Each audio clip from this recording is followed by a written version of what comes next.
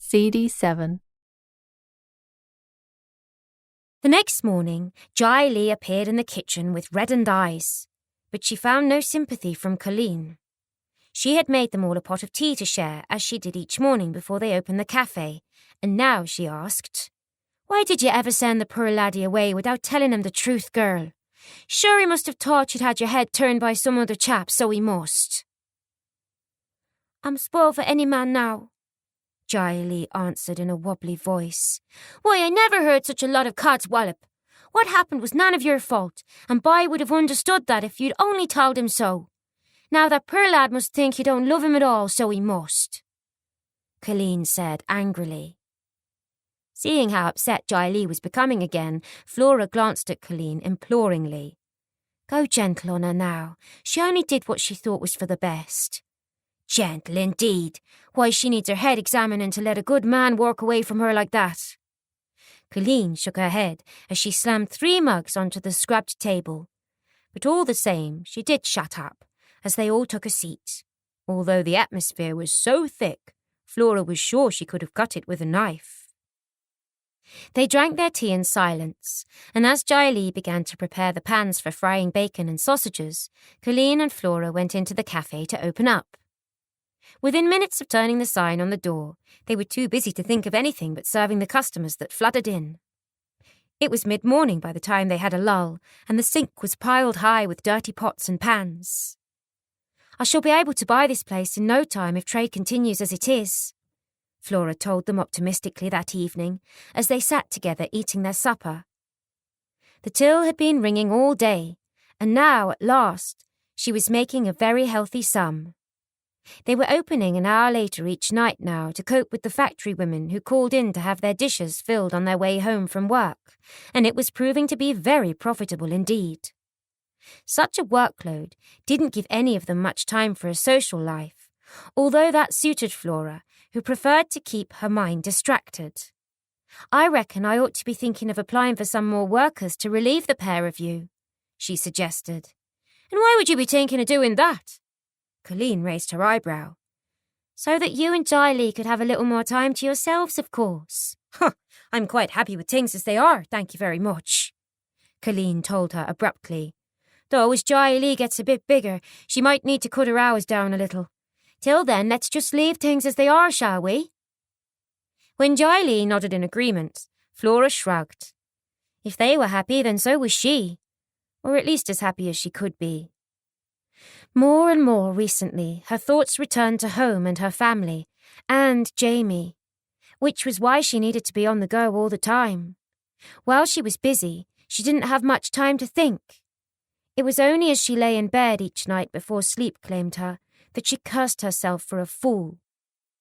When Constance had first suggested that she should go to New York with her, Flora had thought it was going to be some big glamorous adventure. But look how it had turned out. Still, she supposed she was lucky that she hadn't perished with her young mistress, and now she would just have to make the best of things. So whenever she got homesick or wondered what Jamie might be doing, she found herself something to do. By mid-August, the heat was almost unbearable. Outside, the tar on the roads began to melt, and Flora had to leave the cafe door open, otherwise the place was too hot to work in. Jai Lee was finding it particularly uncomfortable, as she was finding these early months of pregnancy exhausting, and she was still being sick. But she battled on bravely, despite the fact that Flora and Colleen repeatedly asked her to take a rest. Most days, by the time they turned the sign on the door to closed, she was dead on her feet, but she never complained. However, the girls did insist that she keep her doctor's appointments to ensure that all was well. Although, as yet, she hadn't bought a single thing in readiness for when the baby came. She just wanted to get the birth over with, and she hadn't allowed herself to think beyond that. Dora Casey still called in to see them when she collected the rent and was shocked at how well the place was doing. And it was during one of these visits that she informed Flora, "The place next door is up for rent. Did you know? It'd make a fine extension to this place if you could afford to take it on." Flora's ears pricked up. She was still saving every penny she could, but perhaps it would be worth investing in the property next door if she could afford the rent on it. For a start, It would give them all more living space, which would be very welcome, especially after the baby had been born. "Do you know who owns it?" she asked. Dora nodded as she lifted the glass of homemade lemonade and took a sip. "It's Barker and Dodd's letting agency in Manhattan." She wiped her mouth on the back of her hand and adjusted the little hat that sat at a coquettish angle on her hair. "I ain't got a clue what rent they'll be asking, but don't let 'em take advantage of you if you decide to go ahead. The place is even worse than this was when you took it on, so they should just be grateful to get anything for it." Flora nodded thoughtfully as she glanced around the crowded little cafe. "I might just pay them a visit and make a few inquiries," she said musingly. But then another customer approached the counter and she was busy serving again.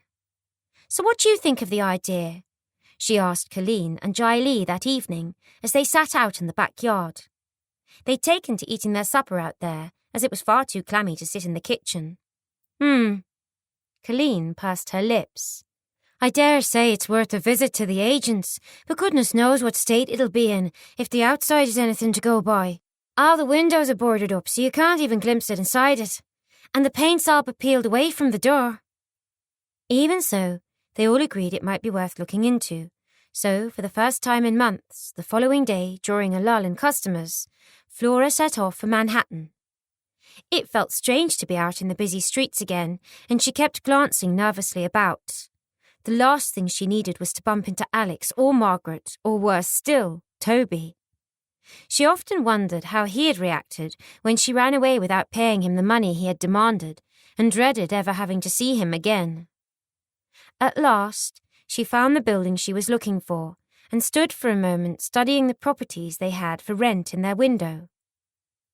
This street was a far cry from the one they lived in, with smart shops and well-dressed women bustling up and down the busy pavements, and Flora suddenly felt very dowdy.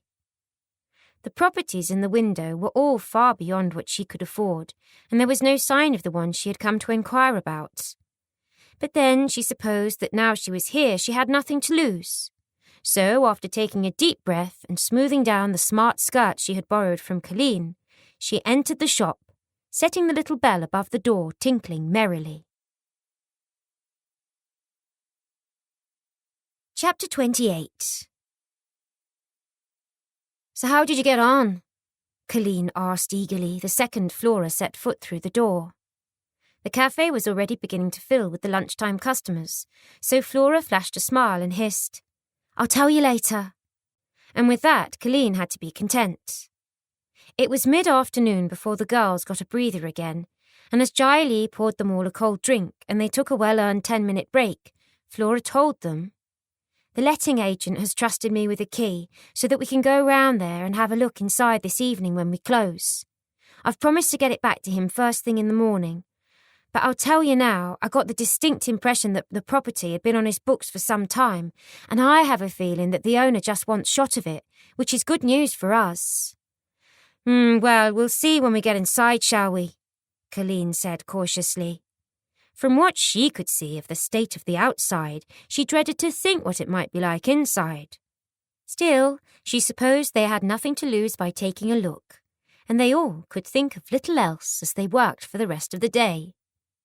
"Right, that's it." Colleen rubbed her hands together and sighed with relief as she turned the sign on the door to close that evening. They were all wet through with sweat, and there was nothing Colleen would have liked more than to take a nice cool bath, but curiosity was getting the better of her. They hastily did the dishes and wiped the tables between them. Then Flora fetched the key, and they trailed out to stand outside the property next door as Flora struggled to get the key into the lock and turn it. "The lock is rusty," she told them. "It needs a bit of oil in it." "A new door, more like," Colleen scoffed. But at last it was open, and they all moved forward and peered cautiously into the gloomy interior. "Phew, what a smell!" Colleen wafted her hand up and down past her nose. "It smells as if something has died in here." Flora giggled. "Oh, stop moaning. Where's your spirit of adventure? Come on, I'm going in whether you are or not." And with that, she stepped inside, followed closely by a reluctant Jai Li and an even more reluctant Colleen, who was pinching the end of her nose shut. They found themselves in a decent-sized room that seemed to be crammed with rubbish, and as they set off across the bare floorboards, a rat the size of a small cat disappeared into an empty cardboard box. "Och, did you see the size of that thing?" Colleen looked horrified as she peered around cautiously. "I bet the place is running with the things." Flora giggled again. "Scaredy cat, come on, let's see where this door leads." She tugged at another door on the far side of the room, and after some pulling, managed to get it open. It led into a room with a small kitchen leading off it in one corner and another open door through which they could see a staircase. Flora was off like a shot, stepping across the rubbish fearlessly, but Colleen and Jai Li were a little more cautious as they slowly followed her. Every step they took sent a whirl of dust flying into the air, and Colleen began to cough and grumble.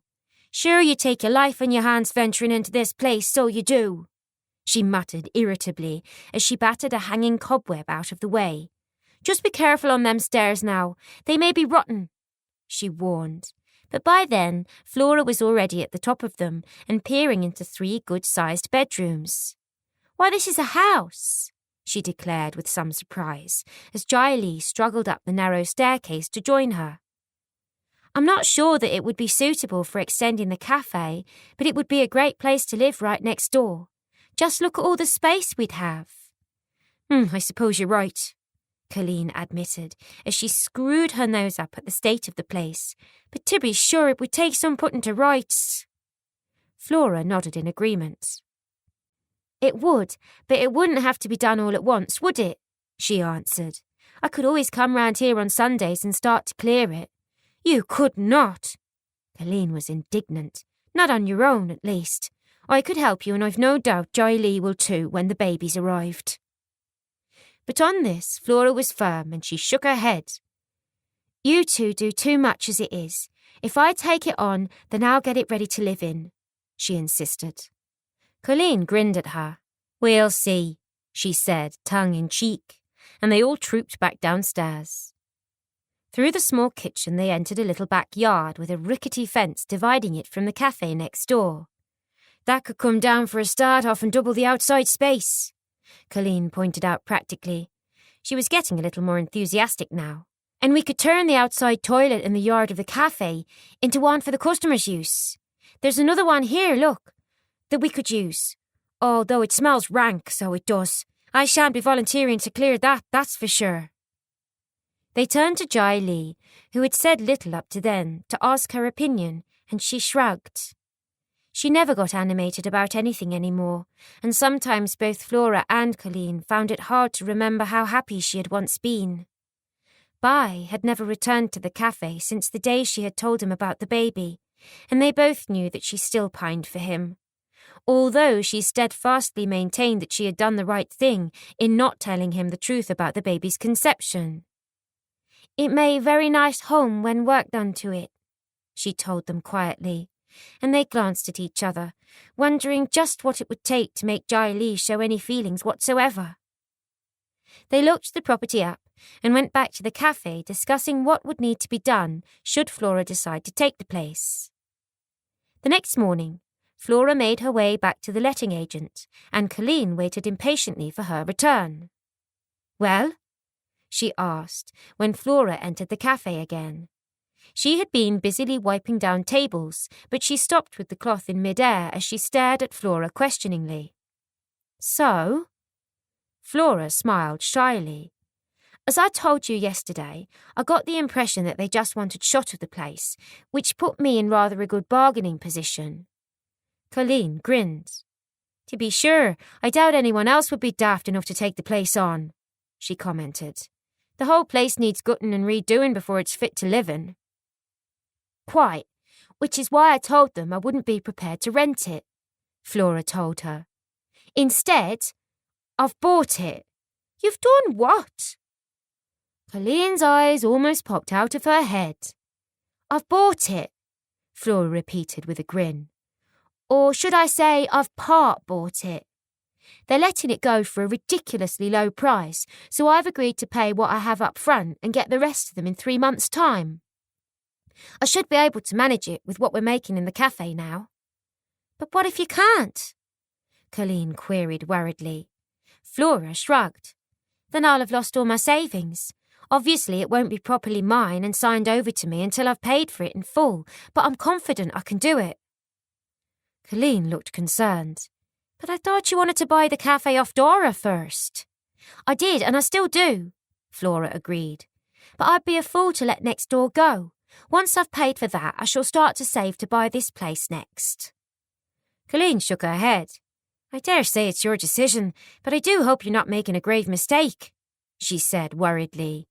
I'm not, I'm sure of it, Flora told her confidently. But next door needs a lot of money spending on it before it'll be fit to live in, Colleen pointed out. I know, but there's no one saying it all has to be done at once, is there? Flora smiled at her reassuringly. I shan't do anything to it apart from give it a good clear out till it's properly mine. I won't be able to afford to do too much, if truth be told. I'll just take it one step at a time. Well, I dare say you know what you're doing, Colleen answered, although her voice was still heavy with doubt. She went back to wiping the tables, while Flora went through to the kitchen to check on Jai Lee. Walking into the kitchen was like walking into an oven, despite the back door being wide open, and she wondered how Jai Lee could bear it. The girl had tied her lovely long black hair into a ponytail, and her sleeves were rolled up as far as they would go.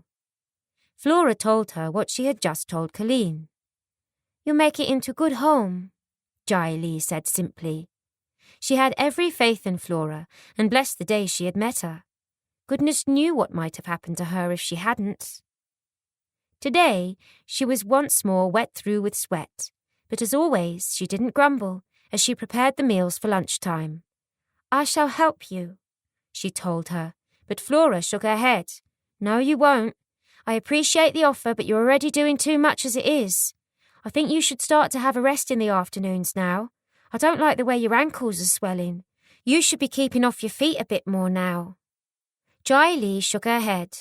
Swollen ankles is usual when having baby, she said quietly. Speaking of which, shouldn't we be starting to get the things ready for when the baby arrives? Flora suggested tentatively. She and Colleen were almost afraid to mention the baby for fear of having their heads snapped off. There'll still be plenty of time for that, the girl replied with a frown. She tried not to even think about it, but her stomach had started to get bigger, and it was getting harder to ignore. Seeing that she had said all that was to be said on the matter for now, Flora changed the subject, and soon the lunchtime customers began to arrive, and they were rushed off their feet as usual. That evening, when the cafe was closed and Jai Lee had retired for an early night, Flora and Colleen went round to look at the house once more. If anything, it was in an even worse state than they had remembered, and once again, Colleen was concerned. Sweet Holy Mother, Colleen grumbled as she clipped her ankle on an empty wooden orange crate. It'll take a month of Sundays just to clear the rubbish out, so it will. And there's no time like the present to start, Flora said with a grin as she flung the creaking back door open and began to throw rubbish out into the yard. You get back next door and put your feet up for a time. I'll be fine round here. I'll do no such thing. I'm going to help, Colleen insisted as she rolled her sleeves up. Though heaven knows what we're likely to come across nestling amongst this lot. Warily, she lifted a crate and, following Flora's example, threw it out into the yard. And soon they were so busy that all conversation ceased as they concentrated on what they were doing. By the end of the week, the house was finally empty of rubbish, although the yard was full. You're going to need new plaster on most of the walls, Colleen pointed out. And some of these floorboards are rotten. They'll need replacing. That's all right. Flora was determined not to get downhearted. But Rome wasn't built in a day, as the old saying goes. It'll all get done eventually. Knowing Flora as she now did, Colleen had no doubt it would. I wish Boy would come back, she commented to Flora the next evening as, armed with buckets and mops, they attacked the worst of the filth on the floor. If only one of us could see him and explain about the baby, I'm sure he'd stand by her. Flora nodded in agreement. I think you're right, but if he doesn't come back, we've little chance of finding him here. New York is an enormous place, and I wouldn't even know where to begin looking. I suppose you're right, Colleen sighed.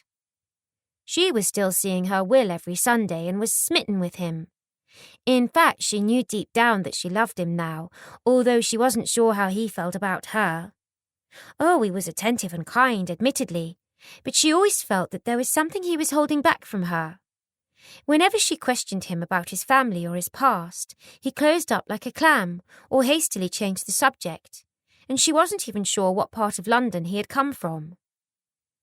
We're a right lot to be sure," she commented dryly. "There's me giving me heart to a chap that seems to be holding back from me. Joy Lee pining for boy, and you still carrying a torch for your Jamie." "I am not," Flora denied hotly, but the rush of colour that rose in her cheeks belied her words. Colleen's voice gentled as she paused to suggest, "Why don't you write to your mammy?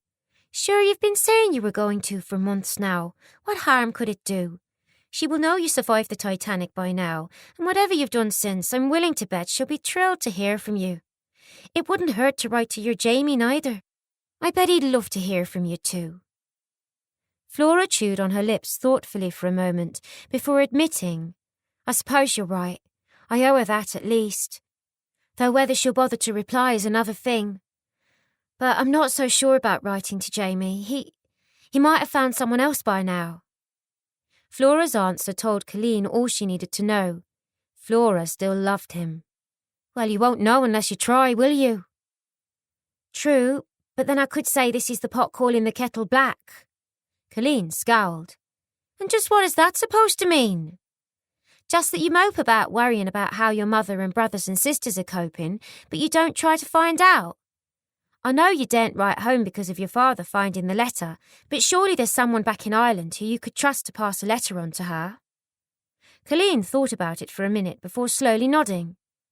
"I suppose I could send the letter to Neve, me mammy's friend," she reflected. "I think she could be trusted not to let me down." "So let's both write home then, eh?" Colleen grinned, her mind made up. It would be lovely to hear from her mammy, so it would. "You're on. We'll both write to our mammies this very night, when we've finished here, shall we?" They smiled and got on with what they were doing, their minds already thinking about what they would write. Chapter 29. 2 months later, Flora paid the rest of the money she owed for the house and came back to the cafe, proudly waving the deeds. It had been ridiculously cheap, which Flora knew was just as well. Otherwise, she would never have been able to afford it. It was mid-October, and they were all thankful that the weather was now cooler, although the heat of the summer had taken its toll. Outside, the leaves of the sparse trees that were scattered here and there were withered and drooping. The rare patches of grass were brown and brittle, and even the river levels were low and in desperate need of rain, which never seemed to come. But they all lived in hope that now it soon would. Jai Lee's stomach was growing by the day, and it now looked incongruous on her slight frame. The morning after she'd bought the house, Colleen came into the kitchen waving an envelope at Flora.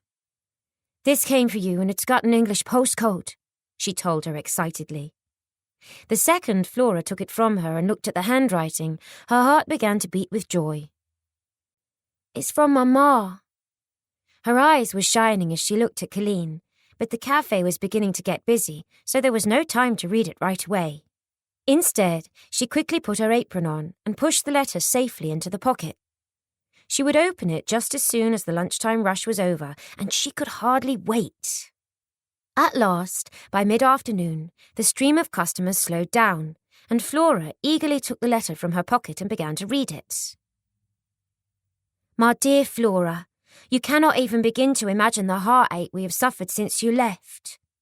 When word reached us that you had gone down with the Titanic, the whole family went into mourning. Then we had the wonderful visit from Mr. Wainthropp, informing us that it was Constance who had died and not you. Of course we were sad to hear of her death, but so relieved to hear that we had not lost you, my dear child. Sadly, soon after we heard of your death, Ben left too. I'm ashamed to say that he got in with a bad crowd, and during the burglary a woman was badly injured. Thanks be to God she'd survived, but Ben had already fled, fearing he might be being hunted for murder. The problem is, I have no idea where he is, so I can't inform him that he is free to return home as the police caught the chap responsible for the attack on the woman. But enough of Ben. Please come home, Flora. We all miss you so much. Whatever has happened since that fateful crossing is over now, and I'm sure Constance's aunt holds no grudge against you, so there is nothing to stop you returning. And what of your young man? I often wonder about him. You didn't say what happened between you two, but I sense that it didn't end well. But now you have the chance to make amends with him too. Oh, please come home, my darling. We all love you so much, and I am sure your Jamie does too. Sending you all my love, my darling girl. Your loving mother. When Flora finally folded the letter, there were tears in her eyes. Her mother could have no way of knowing that she had indeed already written to Jamie on several occasions, but up to now had failed to find the courage to post them. So they were all tucked away, tied with a ribbon in her drawers. See, Flora, didn't I tell you that things would work out? Colleen said gently as she squeezed Flora's arm. But deep inside, she was fearful of what would become of herself and Jai Lee if Flora did decide to go back to London. As if she could read her thoughts, Flora smiled sadly. I won't be going anywhere, at least not for a long time, she assured her. I'd love to see my family again, but Jamie won't be there, so I may as well stay where I am. Ma might not be right anyway. What if Constance's aunt is still angry with me? I took on her niece's identity, and she's not going to let that go lightly, is she? Colleen pursed her lips. She supposed that Flora could be right, but it hurt her to see her friend so sad. But I think you should have written to Jamie too, she said, and Flora shook her head as she placed the letter back in her pocket to be read again later. There would be no point, she said dully. I must have hurt him so badly when I made the decision to come here, because he never even tried to see me, and even though he said he'd wait for me at our meeting place, he didn't come. I doubt he'd ever forgive me, but come on now, we have work to do. We'll have them all pouring in for afternoon tea soon. 2 days later, it was Colleen's turn to get excited when a letter addressed to her arrived with the morning post. I think it's from me mammy. She tore the envelope open excitedly and began to read aloud, although the letter took some interpreting, as her mother had never really mastered the art of reading and writing. Dear Colleen, sure, I could have died with pleasure when Niamh smuggled your letter round to me. My darling girl, I have so much to tell you. Firstly, I must inform you that your daddy passed away 2 months ago. He just dropped down dead with a heart attack, so he did. I know that we should be sad, but I would be a liar to say it. You know only too well that he ruled the family with a rod of iron, so we can only feel relief at his passing. Perhaps now you might consider coming home. We miss you so much, and the little ones speak of you all the time. We were shocked to find that he had left a wad of money beneath the floorboards. Little Patrick found it, so with what I'm able to earn taking in washing and ironing, and what we make on the small holding, we is managing quite well for now. I hope that you are safe and keeping well. Do consider coming home, my darling. Apologies for this letter. You know full well I ain't never been much of one for letter writing. May the Holy Mother keep you safe, my darling. Love always. Your loving mammy. Kiss, kiss, kiss, kiss. Me daddy's dead, Colleen stated as she stared up at Jai Lee and Flora. She could hardly take it in as she thought back to all the thrashings he had given her and the rest of the family. They had all lived in dread of him rolling home drunk, but he could never hurt any of them again now. Jai Lee and Flora exchanged a glance, not at all sure what they should say. If it had been anyone else discovering this news, they would have offered condolences, but it seemed inappropriate after what Colleen had told them of her brutal father. He can't ever hurt none of us ever again, Colleen muttered as she stared off into space. Then she smiled, a slow, sad smile. It's good to know that me mammy and the kids are safe now, so it is. I've had nightmares wondering what might have become of them. Will you return to home now? Jai asked anxiously. Colleen and Flora had been so good to her. She really didn't know what she would have done without them these past months, and now the thought of her losing either of them terrified her. Colleen shook her head. Not yet a while. She knew that had it not been for Will, she might have felt otherwise. New York was a huge, sprawling city, but the concrete jungle could never replace the lush, emerald-green fields of her homeland. She had only to close her eyes and she could see them still, along with the tinkling streams that ran down the hillsides like silver ribbons, and the wealth of wild flowers and all the colours of the rainbow that spangled the hillsides. Sometimes the need to see them and her family again was like a physical pain, and she would have returned home in a shot. But now there was Will, and the thought of leaving him was unbearable. She had a feeling that deep down his feelings for her were perhaps not as deep as hers were for him, but even so, she couldn't begin to contemplate never seeing him again. And so, for now at least, she would stay where she was. But one day, perhaps. That evening, when the other two girls were in bed and fast asleep, Flora opened a drawer and added a nightgown she had stitched to the little pile of tiny clothes she had hidden in there. Both she and Colleen had secretly been squirreling them away for months. They felt they had no choice, for Jai had shown no interest whatsoever in preparing for the baby's birth. The letters she had been writing to Jamie for the past few months sat alongside them. She stroked them briefly, wondering how he was and whether he had found someone else to love. The thought sent a shaft of pain through her, but she couldn't blame him if he had. Sometimes she was furious with him when she thought of how he had just disappeared from her life.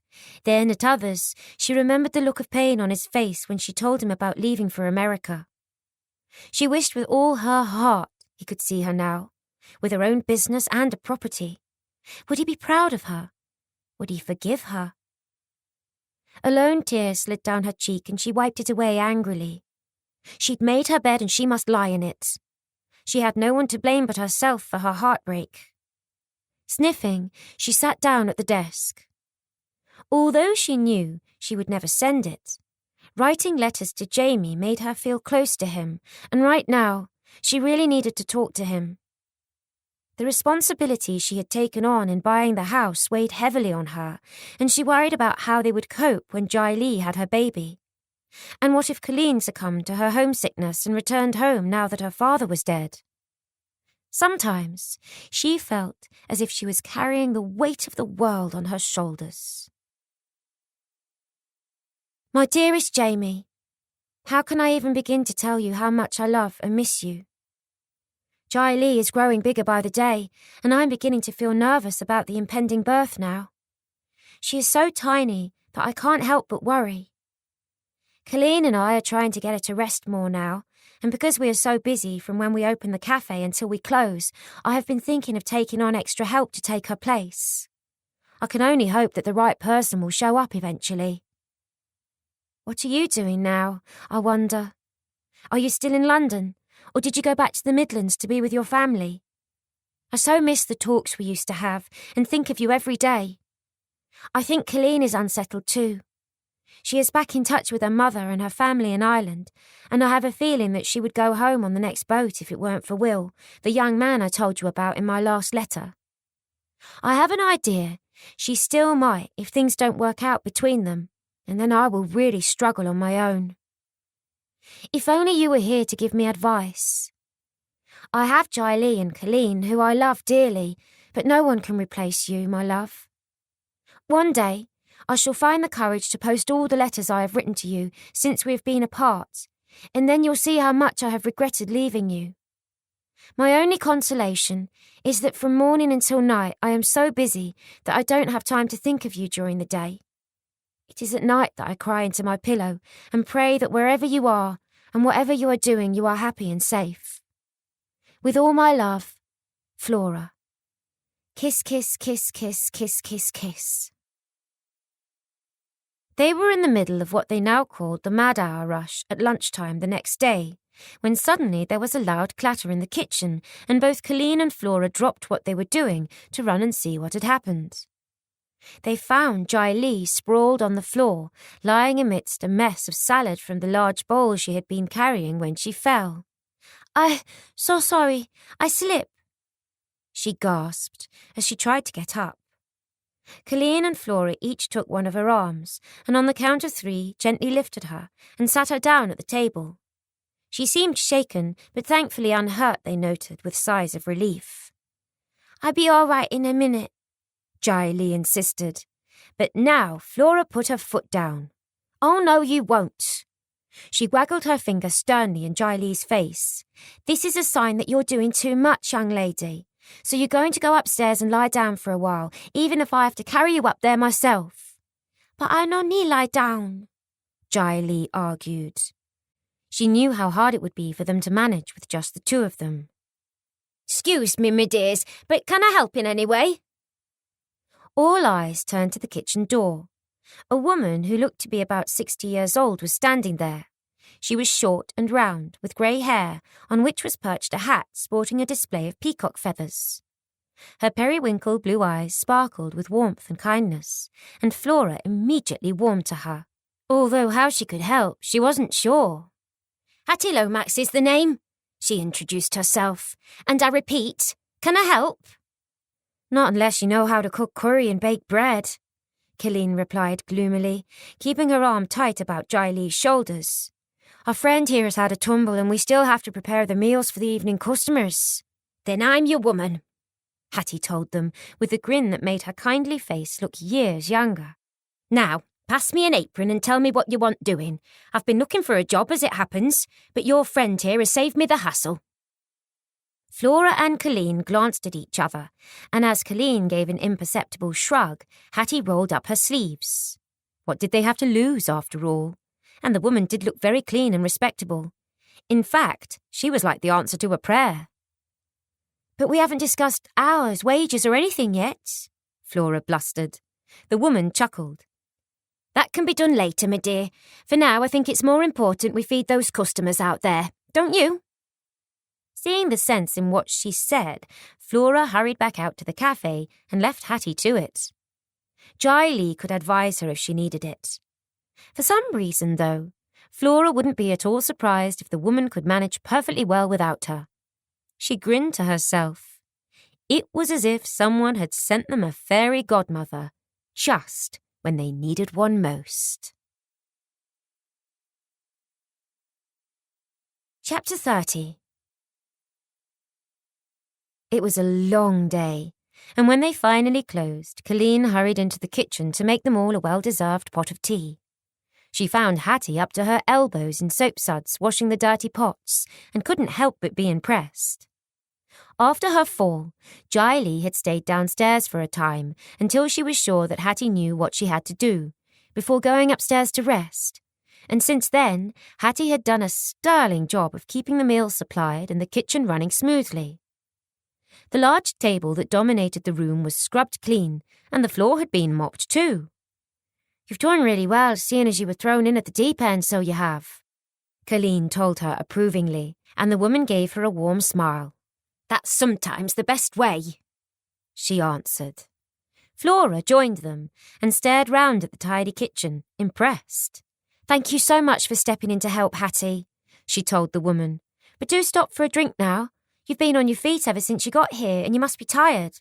I know I am." Hattie chuckled as she dried her hands on a towel. "That's the trouble with you young'uns. You've got no stamina," she teased. They sat together at the table, and as Colleen poured out their tea, she asked, "So do you live around here, Hattie?" The woman sounded very English to her. "Yes, not far as the crow flies." The woman stirred sugar into her tea and sipped at it appreciatively. "I came to live here 40 years ago as a bride with my new husband, who was a sailor, and I've been here ever since. I brought my family up here, 3 strapping sons I have. 2 of them have flown the nest, and they're scattered far and wide now. I've still got the youngest, my Ernie, at home with me, though. My husband, Percy, died 2 years ago, and that's when I decided to start work again. I've been working in the match factory, and I can tell you now this is a doddle compared to that. Well, it was our good fortune that you happened to be here just when we needed you, Flora told her. I didn't think anyone could make a curry like Jiley, but the customers have all said how delicious it was this evening. Oh, I can turn my hand to most things when it comes to cooking, Hattie assured her. My sons were like bottomless pits. I used to tease them and say they'd got hollow legs. But tell me, have I got the job or what? You most certainly have, and we'll count ourselves lucky to have you, Flora assured her. She went on to tell her what the hours and the wages would be. Hattie was quite happy with them, and so, before she left for home that evening, she had agreed to return at 8 o'clock the next morning. I really like her, Colleen said when the bubbly little woman had departed, and she's certainly not afraid of hard work. I reckon we've dropped on our feet finding her. It was like a miracle her turning up like that. I think it was more a case of her finding us, Flora grinned. But now I'm going to make a tray up for Jiley and check how she is. She found Jiley curled into a ball on the bed, but thankfully she seemed none the worse for her tumble. I'm so sorry, she said, as she pulled herself up onto the pillows and accepted the tray Flora had carried up for her. I'll be able to work properly again tomorrow. You most certainly will not. Flora wagged a stern finger at her. You're going to take it much easier from now on, miss. That doesn't mean to say that you can't come down and help out for short periods if you feel up to it, but your days of being on your feet all day are over, at least until well after the babies arrive. Do you hear me? As it happens, Hattie has turned out to be a little treasure, so we'll manage perfectly well. Jiley sighed. She knew when she was beaten, so she merely nodded in agreement. Within 2 weeks, Hattie had proved herself to be invaluable, and all 3 girls had become very fond of her.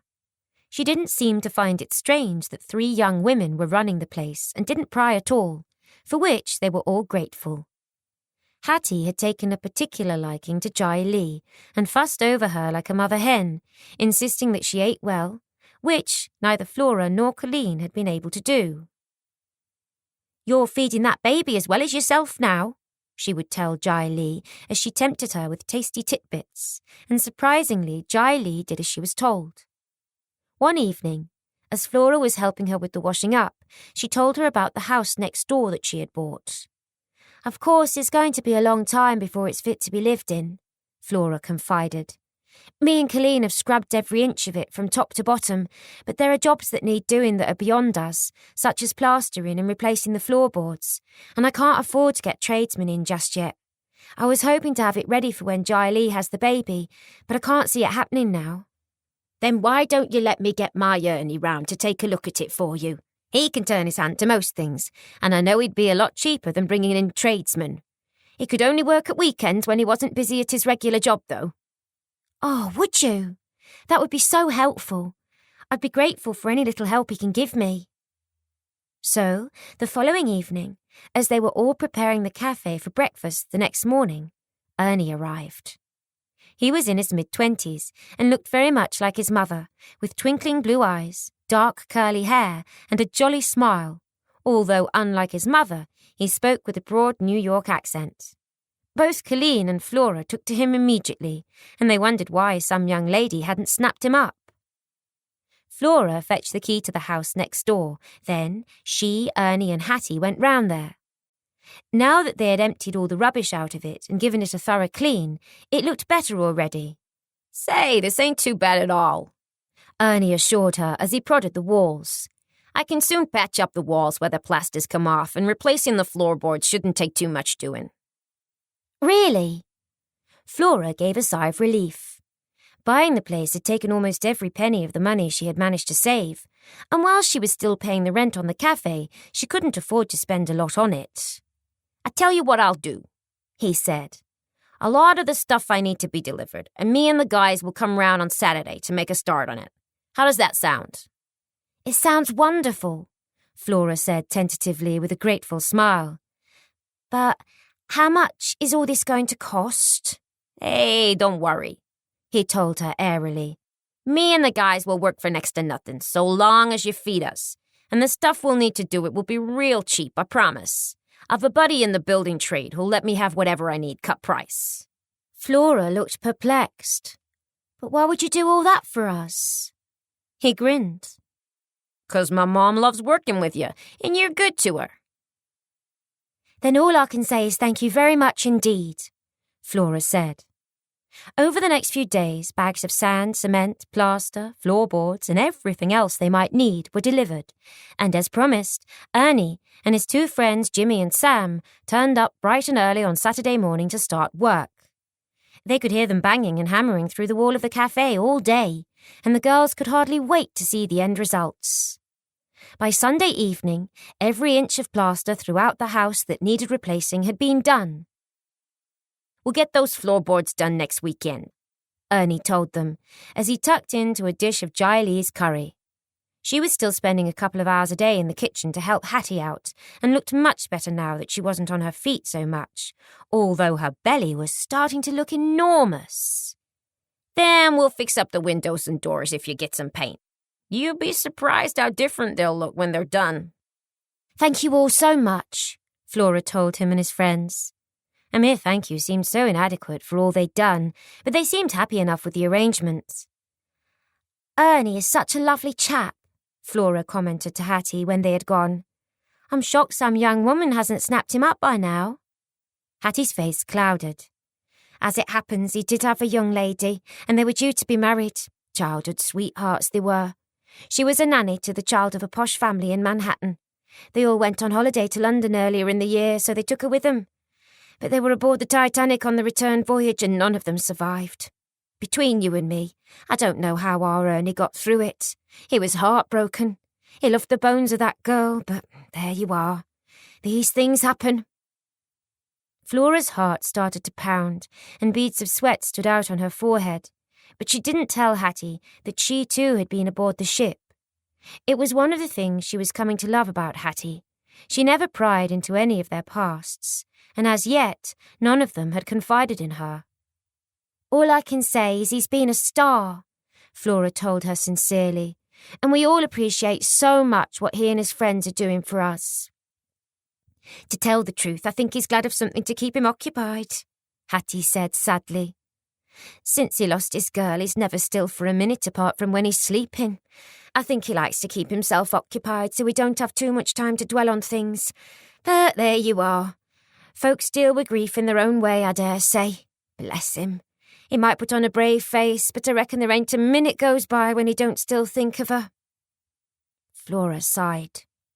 It just went to show almost everyone had a cross to bear. During the next weekend, Ernie and his friends between them replaced or repaired all the floors, and the weekend after, one of them set to whitewashing the walls, while the other two began to repair the window frames and the doors and prepare them for painting. "We should have it all ready for you to move into next weekend," Ernie told them late on Sunday night, as he and his team of helpers tucked into the supper Jai Lee had prepared for them. She had been the one who frequently took them trays of tea and snacks while they were working, and they had a soft spot for her now. Not that Jai Lee noticed. Her heart still belonged to Bai, and always would. Now that she wasn't working all the time, she had finally started to venture out for a little fresh air, although she never went far. And then one afternoon, her worst nightmare came true. She had taken a stroll and was making her way back to the cafe when she saw a face that she had prayed she would never see again. Young Juan was sauntering along the street towards her, and her heart began to thud painfully as panic gripped her. For a second she froze, but then, spinning about so quickly that she almost lost her balance, she hurried as fast as she could back the way she had come and slipped into the first alley she came to, where she flattened herself against the wall and screwed her eyes tight shut, praying that he hadn't seen her. Her prayers went unanswered when a shadow fell across her. "Well, well, so we meet again." Her eyes blinked open, and she stared up into his sneering face. "Why you run away?" He reached out and twisted a strand of her thick, silky hair around his hand, and she flinched away from him. It was then that his eyes fell to her belly, and the sneer was replaced by a look of absolute horror. He was due to marry a girl from a very wealthy Chinese family soon, and if the child Jai Li was carrying was his, it could scupper everything. Admittedly, he didn't love his fiancée, but Huan was bone-idle and spoiled. Once the marriage had taken place, he would be rich beyond his wildest dreams, and never have to worry about working again. He stepped away from her as if she had the plague, and stabbed a finger towards her belly. "I hope you not try to say that bastard had anything to do with me." Jai Li stared at him fearfully. "Just go away." Her mouth was suddenly so dry that she could barely get the words out. But Huan didn't budge. His mind was working overtime. If she should take it into her head to speak to his mother, he would be finished. She would have to be silenced. He drew himself up to his full height, and grabbing her arm roughly, he began to shake her, as a dog might shake a rat. He had just lifted his fist in order to punch her in the face when some men came into the alley. Jai Li turned her stricken, tear-stained face towards them, and relief swept through her. It was Jimmy and Sam on their way home from work, and they seemed to take in the situation at a glance. "So what's going on here?" This was from Jimmy, the bigger of the two. Huan silently cursed and stepped away from her as the two men approached. "Nothing at all. Me and Jai Li just talking. We all friends." But Jimmy wasn't fooled. One look at Jai Li's terrified face told a different story. She was crying softly, and now it was he who looked menacing. "Are you now? Well, it so happens she's our friend too, so let me tell you now, if I so much as see you look at her again, let alone go near her, you'll be going for an underwater fucking swim in the Hudson. You got that?" He was so close now that Huan could feel his breath on his cheek, and, coward that he was, he paled as he backed away. Then he was running like the wind as Jimmy turned his attention back to Jai Li. "Are you all right? Did he hurt you?" he asked gently, but before she could answer, Jai Li felt a warm surge between her legs, and glancing down, she saw that there was a puddle of water on the ground. I seen the baby coming and it too soon." Jimmy quickly took one arm while Sam got the other. "We'd best get you home," he told her. "I can turn my hands to most things, but I don't reckon I'd be any good as a midwife." Jai Li was too terrified to even try to reply as they carefully began to walk her home. Chapter 31. They had almost reached the cafe door when the first pain struck Jai Li. It was so unexpected and sharp that it took her breath away and she doubled over. Panicking now, Jimmy sprinted ahead. "Come quick," he gasped as he flung the cafe door open. Colleen was just serving a customer and looked up in surprise. "It's Jai Li," he told her, his face ashen. "I think she's having the baby." His words echoed through to the kitchen, and seconds later, Hattie, Flora and Colleen were all racing outside.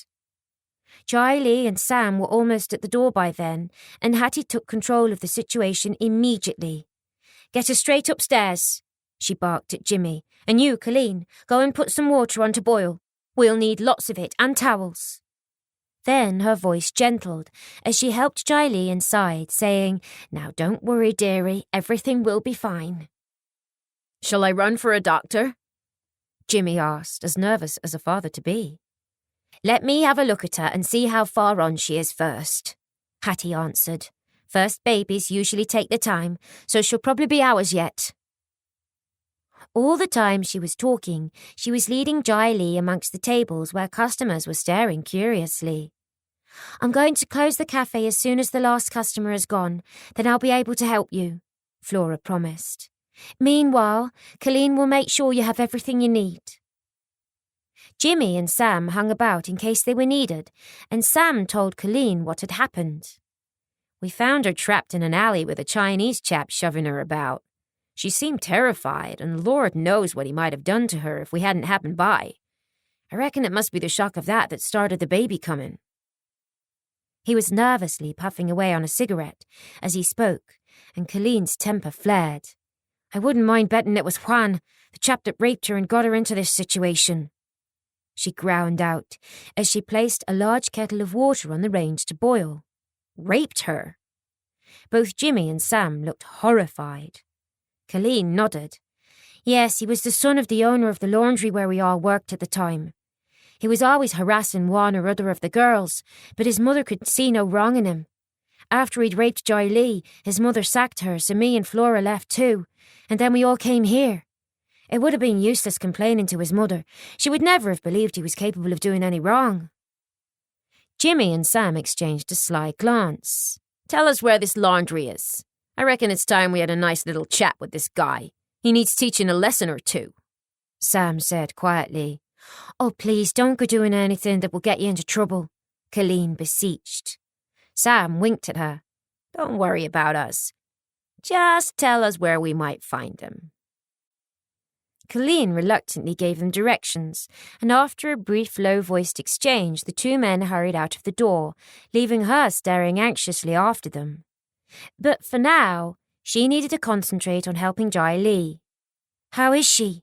she asked Hattie as she carried the first bowl of hot water into the bedroom.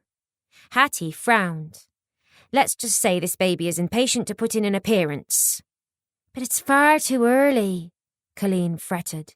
"Should I run for the doctor?"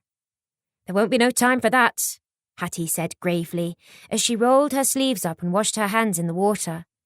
Poor Joy Lee was lying on the bed chewing on her lip in a valiant attempt to stop herself from screaming.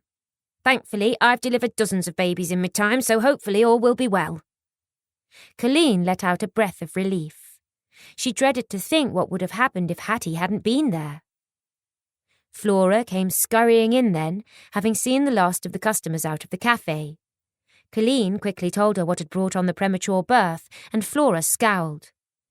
But then she and Colleen placed themselves at either side of the bed and let Joy Lee cling to their hands as the contractions racked her small frame. "That's it," Hattie encouraged as she wiped the sweat from the girl's brow. "Just pant now, then breathe through the next pain. Good girl. That's it. You're being so brave." At some point, Colleen went back downstairs to fetch more hot water, and when she came back, she saw at a glance that things had rapidly moved on. Joy Lee's chin was on her chest now, and she was pushing with all her might. "That's it, have a rest now," Hattie soothed as the pain passed.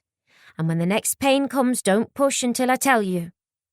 Tears of despair were rolling down Joy Lee's face now as she panted and prayed for death to come and claim her. She felt as if she was being rent in two and didn't know how much more she could bear. She was also feeling unbearably guilty, for hadn't she prayed every single day that she would lose this child? There was every chance she would do just that now. It was far too soon for it to be born, and if it died, it would be all her fault.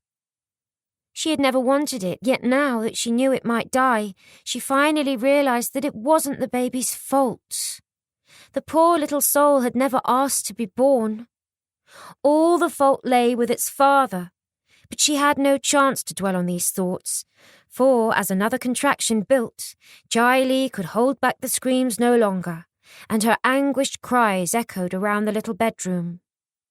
Flora was openly crying as she watched her friend's agony, but all she could do was whisper soothing words of encouragement as Joy Lee's face turned purple with effort as she struggled to push the child into the world. "That's it, easy now," Hattie told her as the pain subsided again. "Do exactly as I tell you on the next one. I think I can see the baby's head." Flora quickly sponged Joy Lee's forehead with cool water and smoothed the luxuriant, damp black hair from her brow. But then another pain hit her, and Joy Lee's back arched from the bed. "Come on now, push, harder, you can do it," Hattie told her, and with what little strength she had left, Joy Lee gave one last tremendous effort, and Hattie crowed triumphantly. "That's it, I can see it. Come on now, you're so close. From her place at Jai-Li's side, Flora watched a tiny head covered in thick black hair appear between Jai-Li's legs, and seconds later, the rest of the child was delivered with a whoosh. "It's a little girl!" Hattie shouted with delight. But Jai-Li was beyond hearing. She had fainted right away. The baby was so tiny and beautiful that she took Flora's breath away, but her delight turned to fear when she realized that she wasn't crying. Hattie quickly cut the umbilical cord, then, lifting the infant, she smacked its backside soundly as Flora anxiously looked on, secretly glad that Jai-Li was unaware of what was going on. Still, the child remained silent, so now Hattie laid her on the edge of the bed and after pinching the baby's nostrils together began to gently blow into her mouth. She seemed to go on forever as Flora held her breath, but finally, with tears in her eyes, Hattie rose and shook her head. She could do no more. "Stillborn," she said softly. Tears sprang to Flora's eyes as she stared at the little form. She looked so perfect. Perhaps she had been too perfect to live. "What shall we tell Jai-Li?" Flora whimpered as Hattie turned to deal with the girl. Hattie shrugged. The truth, it was just too soon for the baby to be born, the poor little mite. She frowned as she noticed the bloodstains on the sheets. "You'd best get Colleen to run for the doctor," she ordered, as she pressed a towel between Jai-Li's legs to try and stop the flow of blood. "Tell him the mother is hemorrhaging, and to get here as fast as he knows how." Flora was gone like a shot, just as Colleen came back into the room. Her breath caught in her throat as she saw what was going on, but after taking a deep breath, she said calmly, "Oh, sweet Holy Mother, what can I do to help?" "Pray," Hattie muttered, "for there's only him that can help her now." It was late that evening when Jai-Li finally opened her eyes, and the doctor declared that the worst was over. "Oh, thanks be to God," Colleen muttered as she crossed herself. "I thought we were going to lose her for sure back there." Jai-Li blinked and asked groggily, "Have I had a baby?" "Yes, love." Flora squeezed her hand as tears sprang to her eyes. She just couldn't bring herself to tell Jai-Li that the baby had not survived. "Well, what is it? A boy or a girl?" Hattie stepped forward and told her gently, "You had a little girl, but sadly she was born too soon and didn't survive. I'm so sorry, dearie. The poor little mite never even drew breath, but at least she's in a better place now, and she didn't suffer." Tears began to spill down the girl's face and soak into the pillow as she croaked, "Where is she? I want to see her." Hattie crossed to the drawer where the baby lay, washed and dressed in the tiny clothes Flora had bought for her. "She's right here," Hattie said, as she carried the babe to her mother and placed her in her arms. "I wouldn't let the undertaker take her away until you'd seen her." Jai-Li stared down into the face of her tiny daughter, as a pain far worse than any she had endured during the birth stabbed at her like a knife. "I'm so sorry, little one," she said brokenly. "I never wanted you, and so this is my punishment." "Now that's quite enough of that sort of talk, miss," Hattie scolded. "If anyone's to blame, it's the bloke that accosted you in the alley and brought the birth on too soon." "It was Juan," Jai-Li said dully, and Colleen and Flora glanced anxiously at each other. They hadn't had time to think of anything but Jai-Li all afternoon, but now they worried what might have happened if Jimmy and Sam had managed to find him. "Right. Now me and the girls are going to go down and make a nice cuppa while you say goodbye to your little one," Hattie informed her, and she ushered them all from the room. Both Colleen and Flora were softly crying, and in that moment, Hattie realised just how very close the three girls were. Once downstairs, the doctor gave them a tired smile. "She'll need lots of rest," he told them, "and good, nourishing food, as much as you can get down her. Chicken soup and that sort of thing." "I'll see she gets it," Hattie informed him. "Thank you, Doctor." He left then, but soon after the undertaker arrived, and Hattie went upstairs to fetch the tiny baby down to him. Gently prizing her from her mother's arms was one of the worst things she had ever had to do, and Hattie knew she would never forget the moan of agony that escaped from Jai Li's lips for the rest of her days. Chapter 32. It was a few nights after Jai Li had given birth to her stillborn daughter, and Jimmy and Sam's patience was rewarded, when they spotted young Juan sauntering along the road with his hands in his pockets, whistling merrily as if he didn't have a care in the world. They had been devastated when they heard that the little Chinese girl had lost her baby, and ever since they had been out for revenge and kept watch outside the laundry every night after work, hoping for sight of him. "That's him," Jimmy said, and Sam nodded. "It certainly is, and I'm thinking it's time we taught him a lesson he won't forget in a hurry. What do you say?" Keeping close to the shadows, they silently followed him, and soon he turned into a dark alleyway that led down to the docks. "I bet he's heading for the opium den," Sam muttered. "Then it's up to us to make sure the low-life bastard don't get there," Jimmy muttered through gritted teeth. They quickened their pace, and when a heavy hand landed on Juan's shoulder and spun him about, he almost jumped out of his skin and began to babble in Chinese. "Not so brave when you're up against someone your own size, are you?" Sam growled as he landed the first punch. Juan fell heavily to the ground as they set about him, showing him no mercy. As far as they were concerned, anyone who could harm a helpless woman deserved none. Juan cowered on the ground as kicks and punches rained down on him, and at one stage he spat out a tooth. Suddenly, there was a sharp crack, and Juan screamed in agony. "That's enough," Sam said breathlessly. "We only want to teach him a lesson." He took Jimmy's arm, and both men faded into the shadows, leaving a whimpering Juan curled into a bloody ball on the cold ground. Chapter 33. "Brr, it's freezing out, so it is," Colleen groaned on a Sunday afternoon at the end of November as she pulled her gloves on. She was about to go and meet Will, and wasn't looking forward to walking about in the cold at all. "Why don't you bring him back here, then?" Flora suggested for the umpteenth time. "Haven't I tried to do just that a dozen times or more, but he won't come near the place," Colleen grumbled. She loved Will with all her heart and soul now, but was a little concerned that their relationship was no further forward than it had been when she first met him back in July.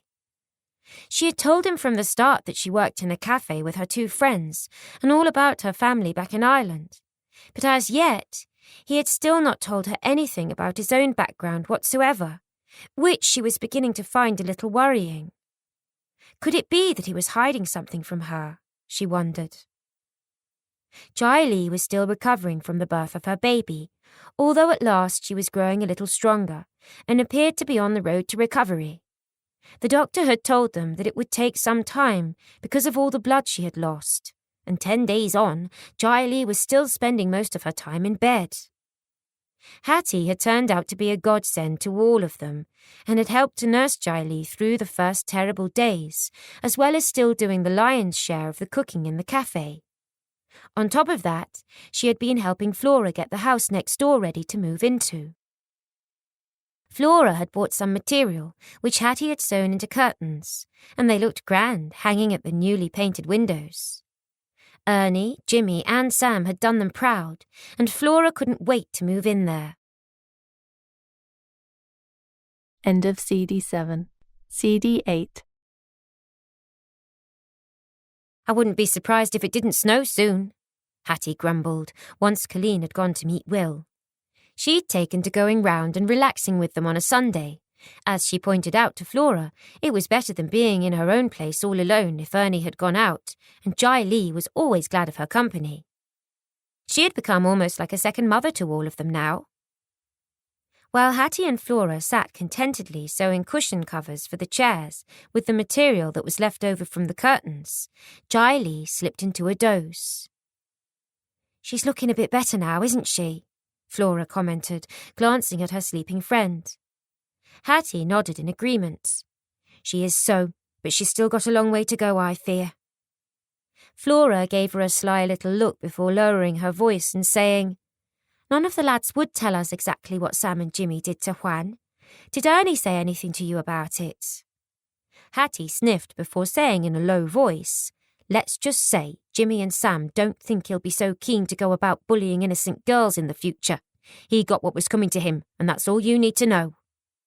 Flora looked anxious. But what if he tells the police that Jimmy and Sam hurt him? He doesn't know them from Adam, and anyway, you don't think they'd have been daft enough to do anything in broad daylight, do you? It was a few nights after he hurt Jai Lee before he got his comeuppance. They followed him down a dark alley one night on his way to an opium den and taught him a lesson I doubt he'll forget. I see. Flora had little time to say more when the back door suddenly banged open so quickly that it slammed back against the wall, and Colleen appeared all of a fluster. You'll never guess who I just bumped into, she said gleefully, waving her hand behind her. I thought it was him. I never forget a face. So I took it upon myself to go and have a talk to him, and here he is. A tall, dark young man appeared behind her, and Flora too gasped.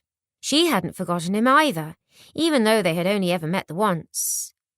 Bye! Flora rushed across the room and hauled him inside as if she was afraid he might disappear again. Jai Lee will be so thrilled to see you. We all are. Has Colleen told you what's happened?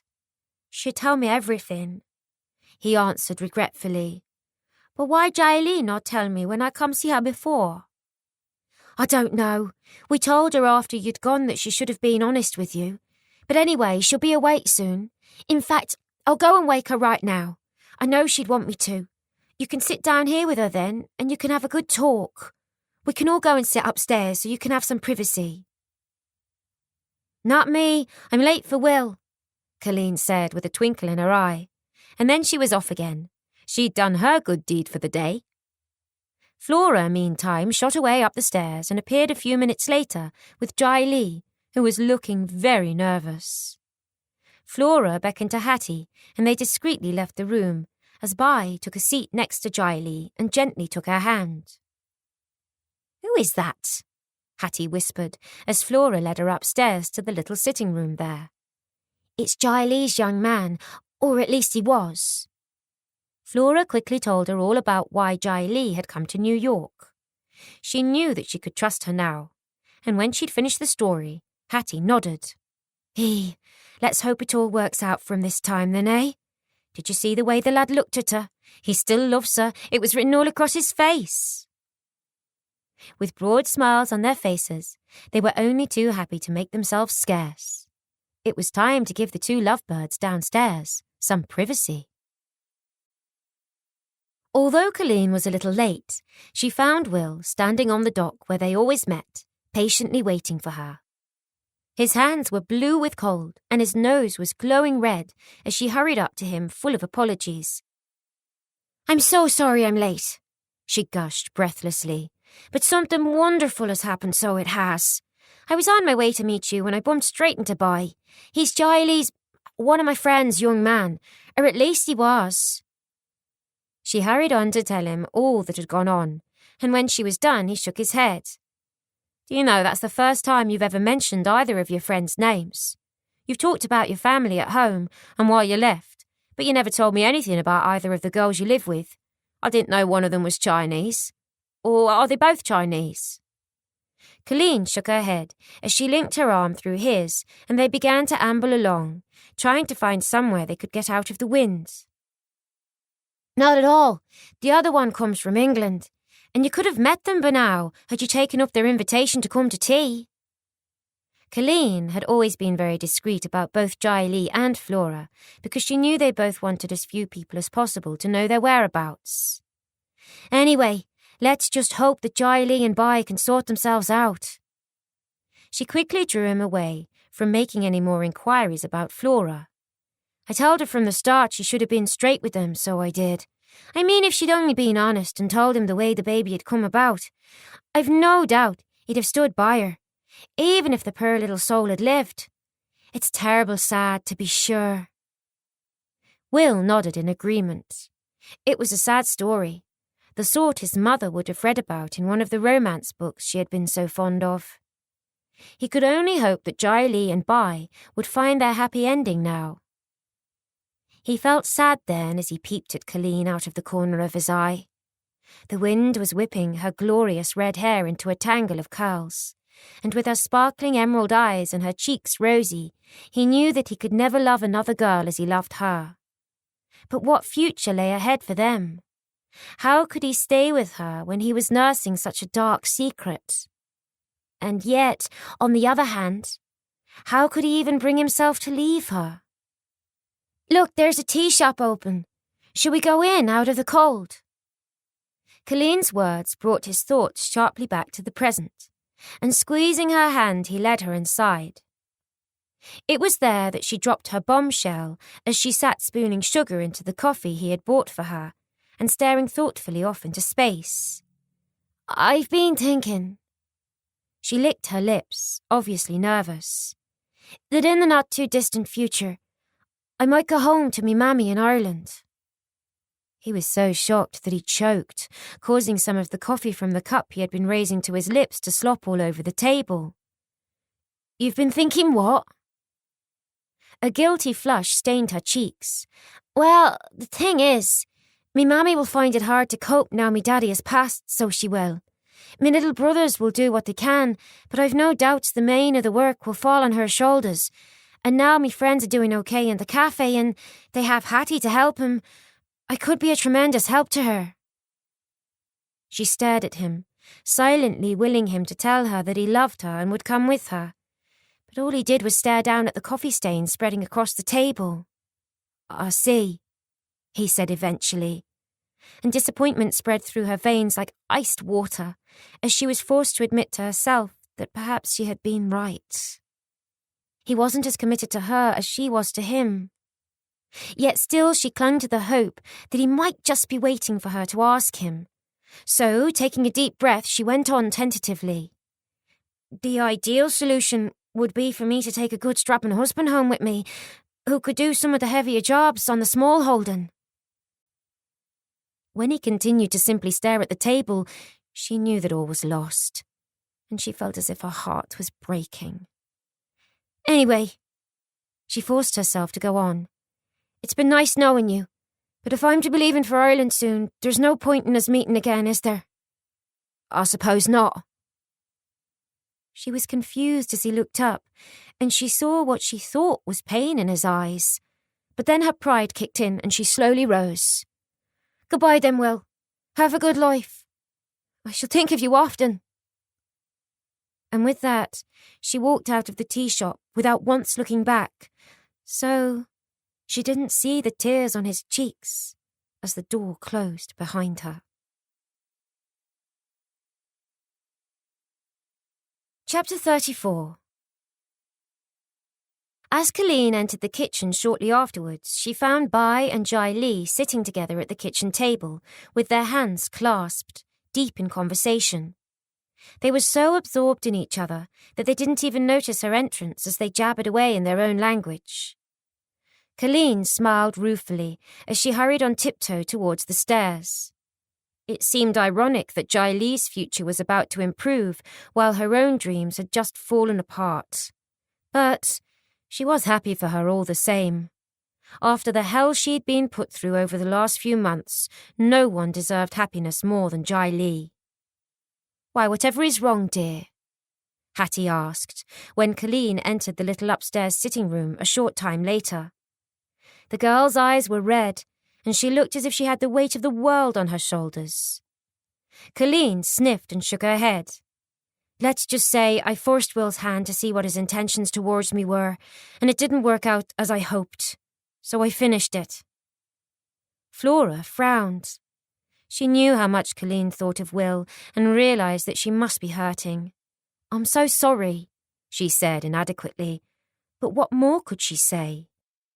"You come and sit by the fire and get warm while I go and make you a nice cuppa, dear. Everything always looks better when you have a hot drink inside of you." Hattie patted the seat beside her and went downstairs, leaving Colleen to stare miserably into the fire. "So what will you do now?"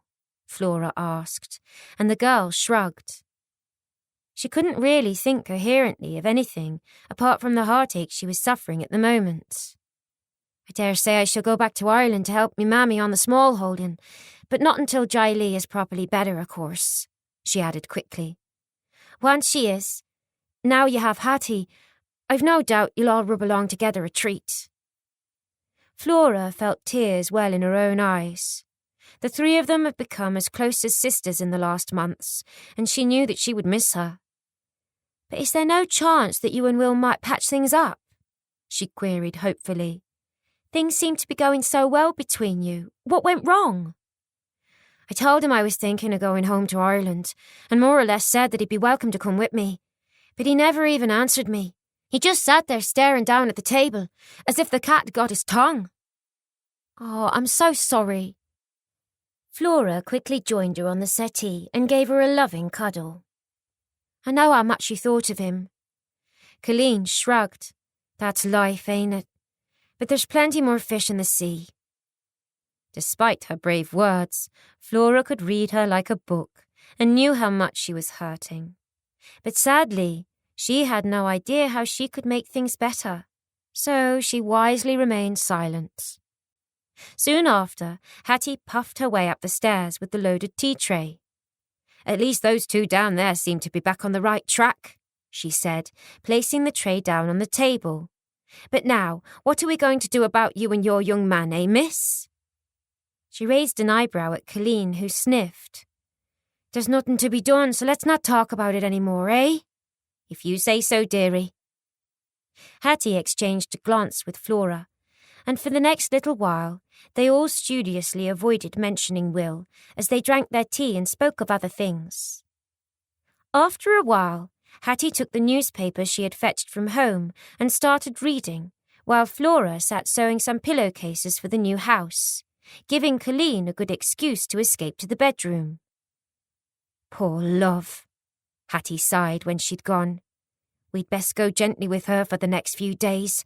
I think she's taken this really badly, and she's just putting a brave face on things." Flora nodded in agreement. But just then, something in the paper caught Hattie's eye, and she drew it closer, peering at it through the little steel-rimmed spectacles perched on the end of her nose. "Well, I'll be. Looks like that terror of a boy's got engaged." Flora looked at her questioningly. "What boy?" "Oh, years ago I worked in the kitchens for a rich family, the Johnsons, when the boys were little and times was hard. Their boy, Tobias, was always causing trouble to the mistress and playing tricks on us as worked there. Needed a good hiding, I always thought. Anyway, says here he's got engaged. I heard on the grapevine that young Toby hadn't improved with age, what with gambling and what not. Still, I dare say the love of a good woman will put him back on track." Flora swallowed painfully. Was this a coincidence, or was Hattie speaking of the Toby she had met aboard the Titanic? "So who is he got engaged to?" she asked innocently, as Hattie continued to read. She's a Miss Margaret Ward, the daughter of Mr. Magnus and Mrs. Alexandra Ward of Manhattan." Flora was so shocked that she almost dropped her sewing, although she managed to remain outwardly calm. Margaret and Toby. They were the most mismatched couple that Flora could ever have dreamed of, and she knew for sure that Margaret was nothing like the women Toby favoured. She could only imagine that he was marrying Margaret for her money. It was just the sort of thing he would do, as he had no morals whatsoever. She could almost have felt sorry for Margaret in that moment, but as she thought of the despicable way the young woman had treated her and Alex, she felt a little spiteful thrill. Toby and Margaret deserved each other, so let them get on with it. It was hardly going to be a marriage made in heaven, that was for sure. Hattie went down to the kitchen soon after, saying she wanted to prepare some stew for the following day. But Flora sat on alone. Seeing Jai Lee reunited with her Bai made her wonder what might happen if she ever saw Jamie again. Would he be as happy to see her as Bai had been to see Jai Lee? What would he be doing now? She wondered, and a wave of homesickness swept over her. She almost envied Colleen, who would soon be returning to the fold of her own family, and suddenly the future stretched ahead of her cold and empty. Stop feeling so sorry for yourself, she scolded herself, and then tried to concentrate on her sewing again. But it was useless. Her concentration was gone, so she did what she always did when she was feeling stressed, and sat down to write another letter to Jamie. It would probably never be posted, but it made her feel a little closer to him. Dear Jamie, once again my life is about to change, as Colleen has just informed me that she will now be going home to her family in Ireland. I am pleased for her, but I will miss her so much. We have grown close during the time we have lived and worked together.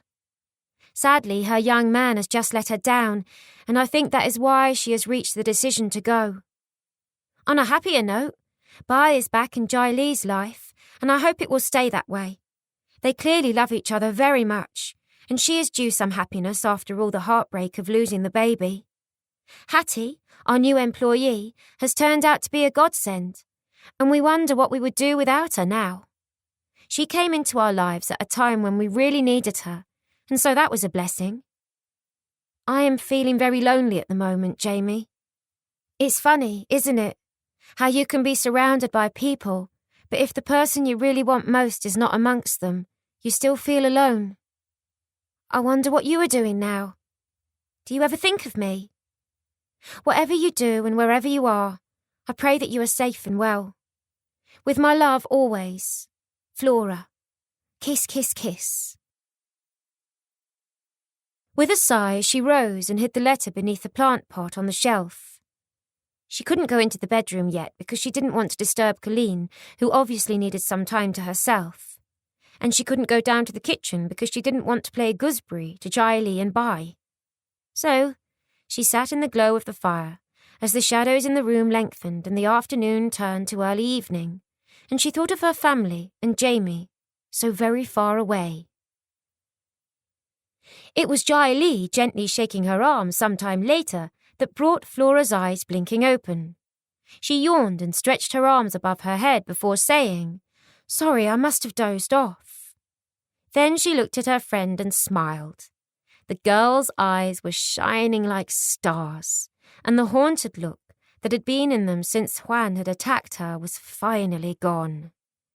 "Me and Bai, we're going to get married," Jai Lee shyly informed her, and Flora couldn't have been more thrilled at the news. The way she saw it, it was long overdue. Jai Lee had gone through so much over the last months, but now, hopefully, things were starting to go right for her.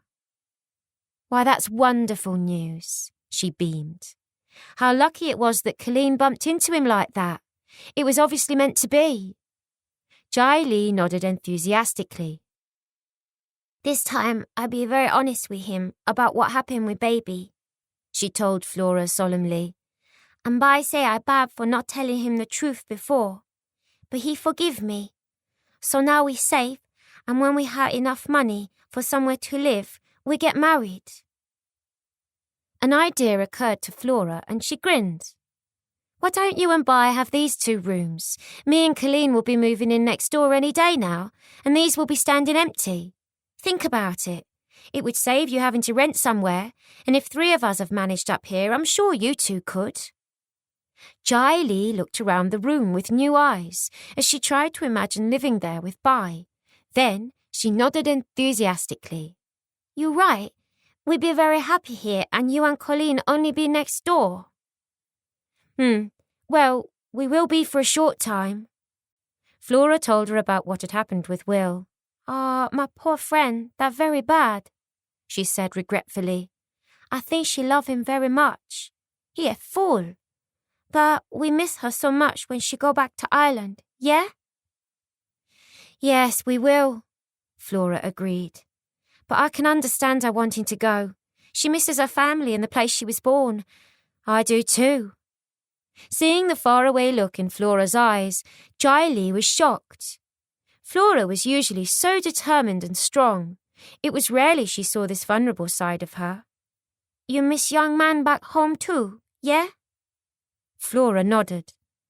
Yes, but that's all in the past. He probably has another girl now. Hopefully one who appreciates him and deserves him. I certainly didn't, and I didn't even think about how unreasonable I was being when I decided to come to New York. I just expected him to wait for me without question. How vain is that, eh? Serves me right that he dropped me like a hot potato. Jiley stared at her curiously for a moment before suggesting, But you could go back and find him. Even if he not want you anymore, at least you try. We'll see. For now, I'm just going to concentrate on moving into next door, and then by the sounds of it, we have a wedding to plan. Flora hoisted herself out of the chair and grinned. There was no point wallowing in self-pity. Wait till we tell Hattie your good news. She'll be tickled pink. And arm in arm, they went back down to the kitchen together. Hattie was indeed delighted when Jiley told her about the forthcoming wedding and instantly went into a tizzy. We shall have to get you a new dress and, of course, some flowers. Oh, and we could perhaps have a little party here for you afterwards. What do you think, girls? I think that fine idea. Will there not be many guests? I mean, apart from you, Ernie, Jimmy and Sam? Jiley pointed out. It doesn't mean to say we can't make a bit of an occasion of it, Hattie insisted, but Jiley shook her head. We just want very quiet wedding at Town Hall. We don't want any fuss.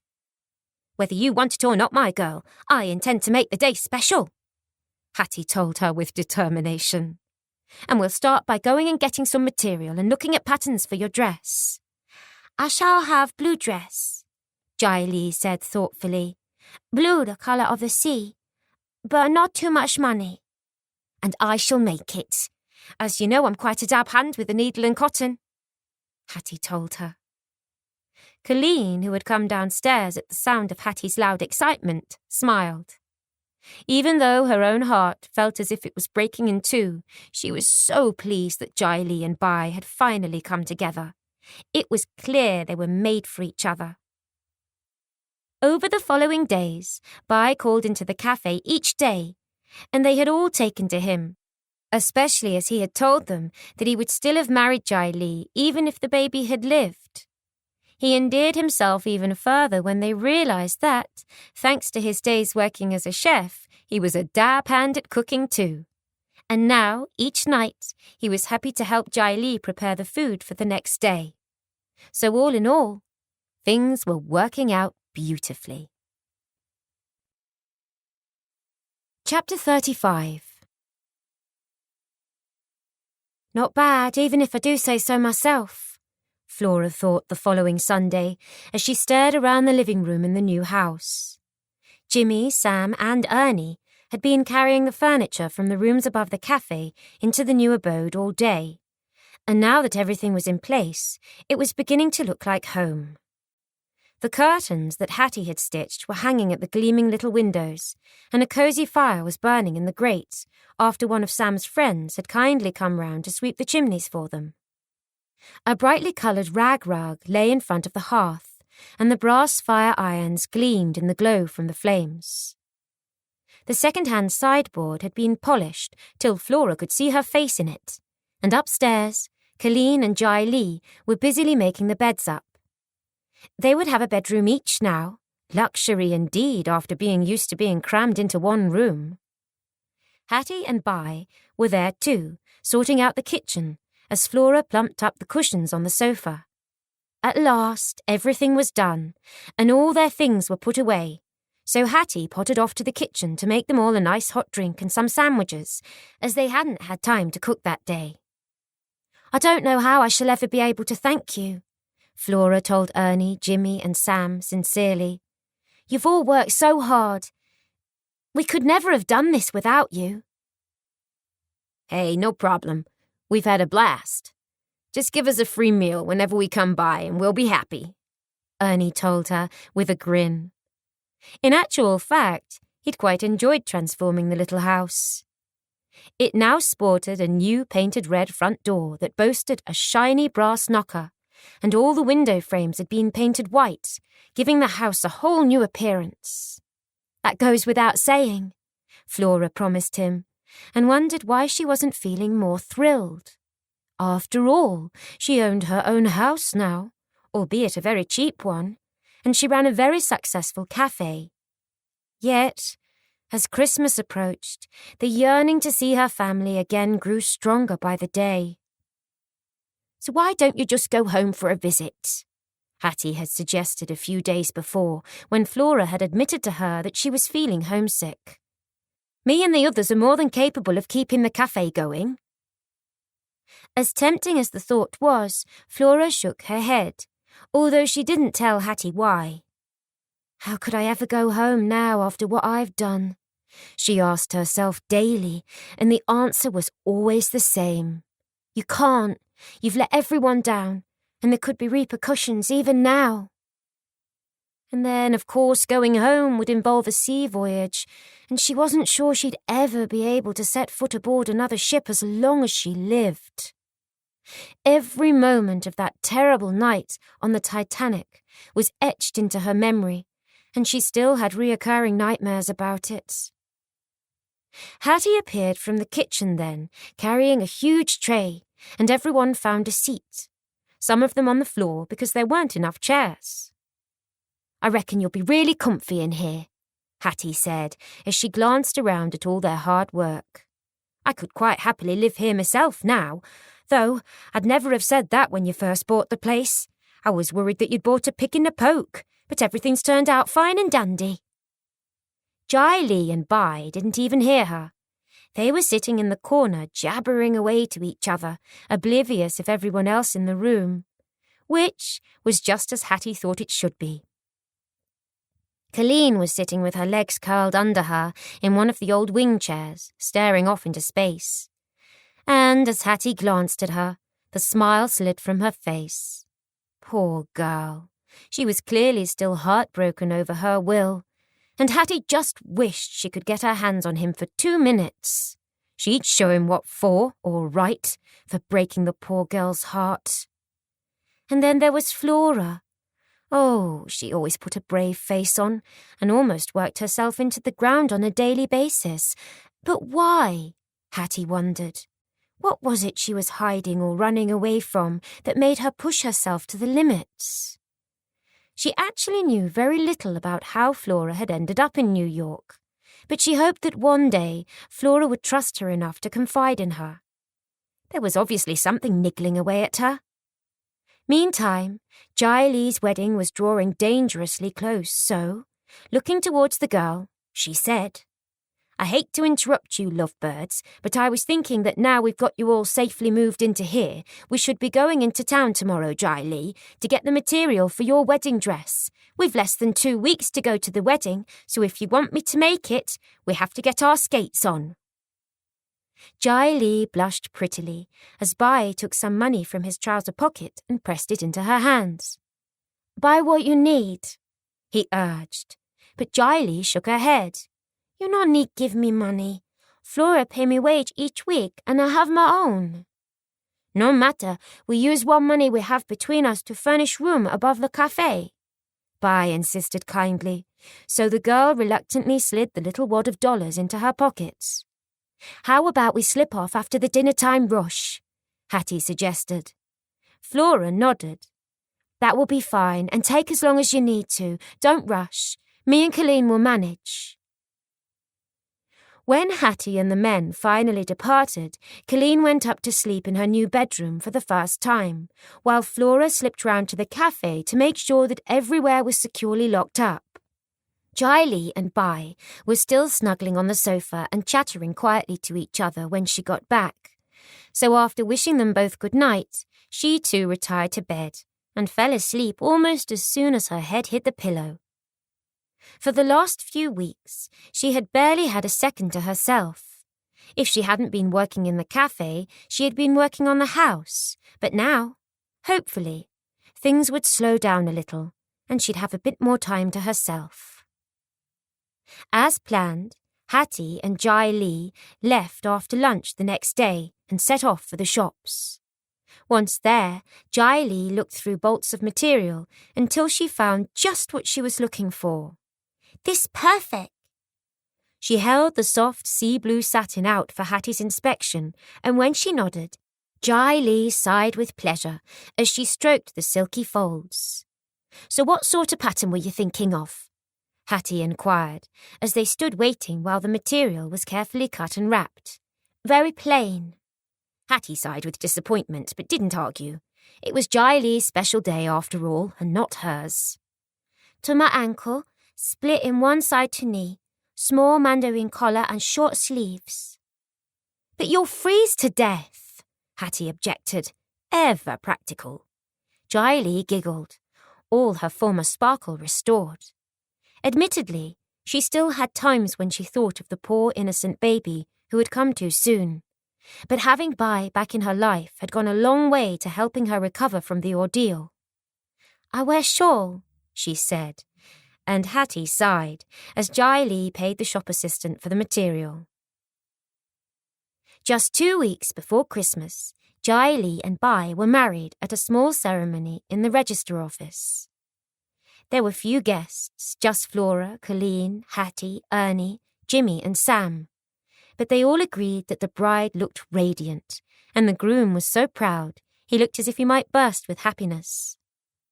The dress that Hattie had painstakingly stitched for Jai Lee, working long into the night by the light of an oil lamp, was a triumph, despite Hattie's former reservations. The simple shape moulded itself to Jai Lee's slim figure, and with a white rose behind her ear that matched the tiny posy she carried, she looked simply stunning. When the short service was over, they all stood outside on the steps, and the small congregation showered the happy couple with rice and rose petals. Then it was back to the cafe for the sumptuous feast that Flora had laid on for them. There was even a wedding cake that Colleen had iced and decorated with sugar flowers, and the cafe rang with laughter. Even Colleen seemed to come out of the melancholy mood she had slipped into since her breakup with Will. "Isn't she just the most beautiful bride you ever did see?" she whispered dreamily to Flora as she sipped at some champagne that Flora had bought as a special treat.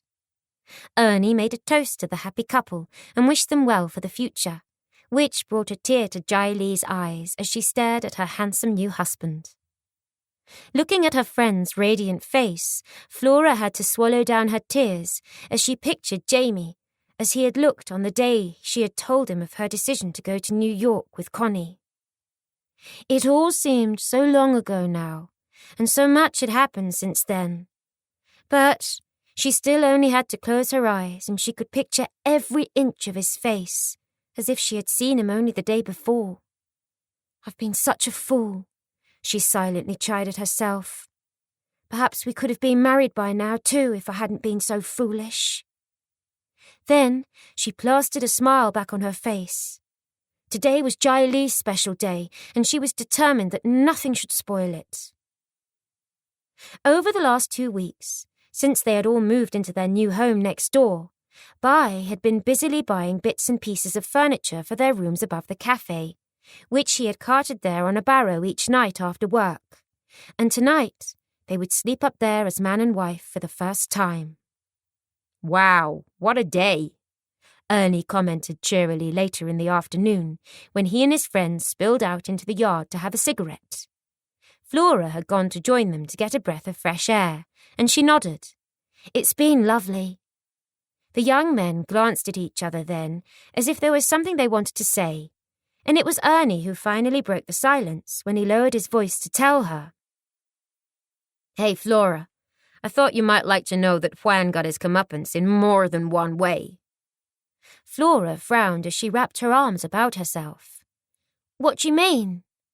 "Well, after we gave him a bit of a lesson, our sources," he tapped his nose, "tell us that he's off to China as soon as he gets married. Seems his mom thinks he'll be safer over there. So it's a great outcome, wouldn't you say? Jai Lee will never have to worry about bumping into him again, although word is he ain't very happy about it."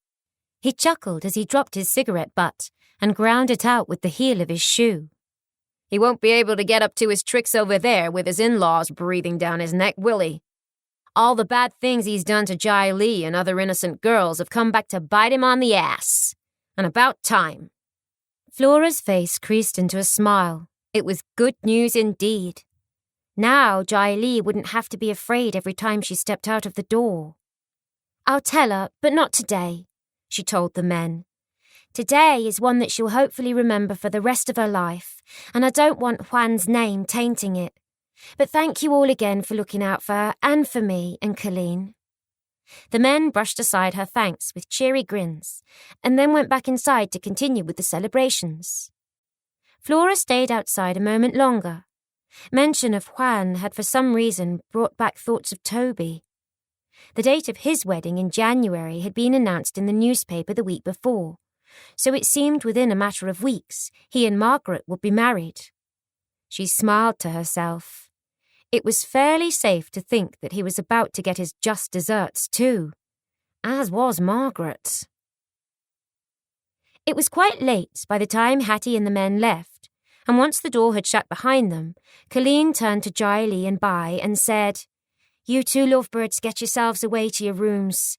Sure, me and Flora can clear up down here." Jai Li looked uncertain. There were plates and glasses everywhere, but neither Flora nor Colleen would hear of her helping them. "Go on now, get off with the pair of you." Flora shooed them towards the staircase. "You can both have a nice lie-in tomorrow with it being Sunday. I know I certainly will. In fact, I think I might get myself round home now. This lot will wait till morning. Come on, Colleen." She gave Colleen a sly wink, and they quickly headed for the door. "You're quite right. The dirty pots can wait," she said chirpily. "Night both."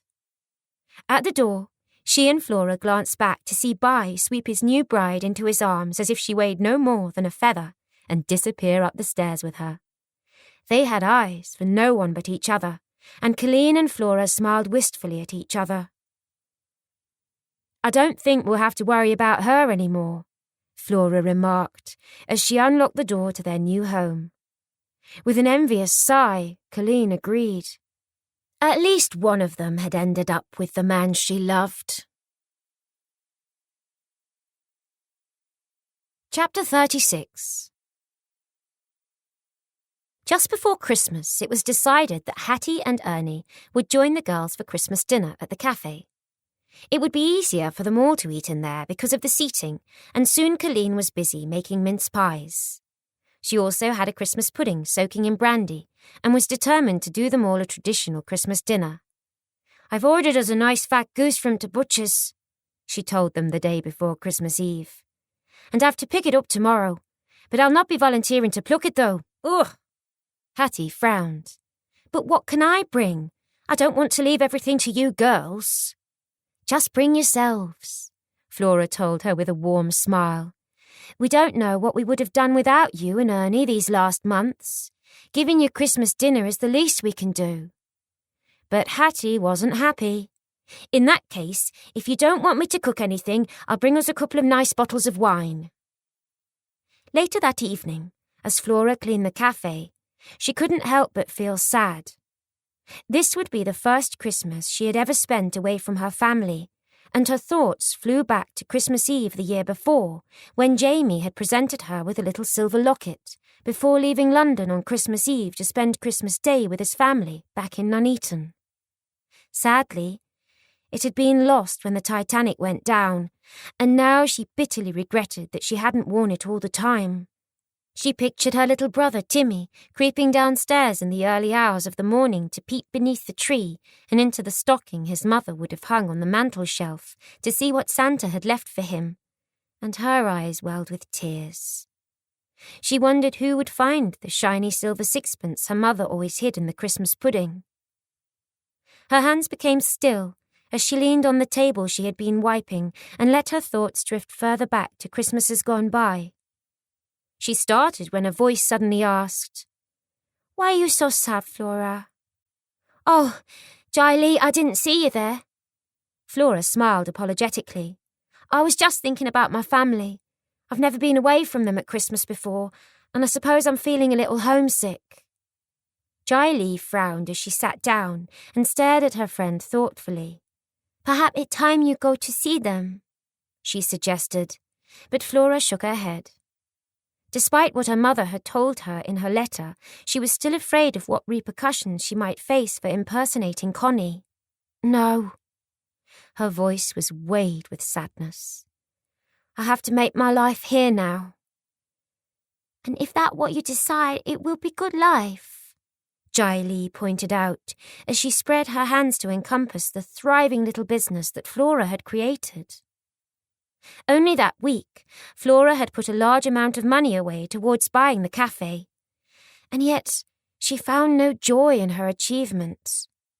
Her biggest concern had been that once the bad weather set in, her customers might dwindle, but it had been quite the opposite.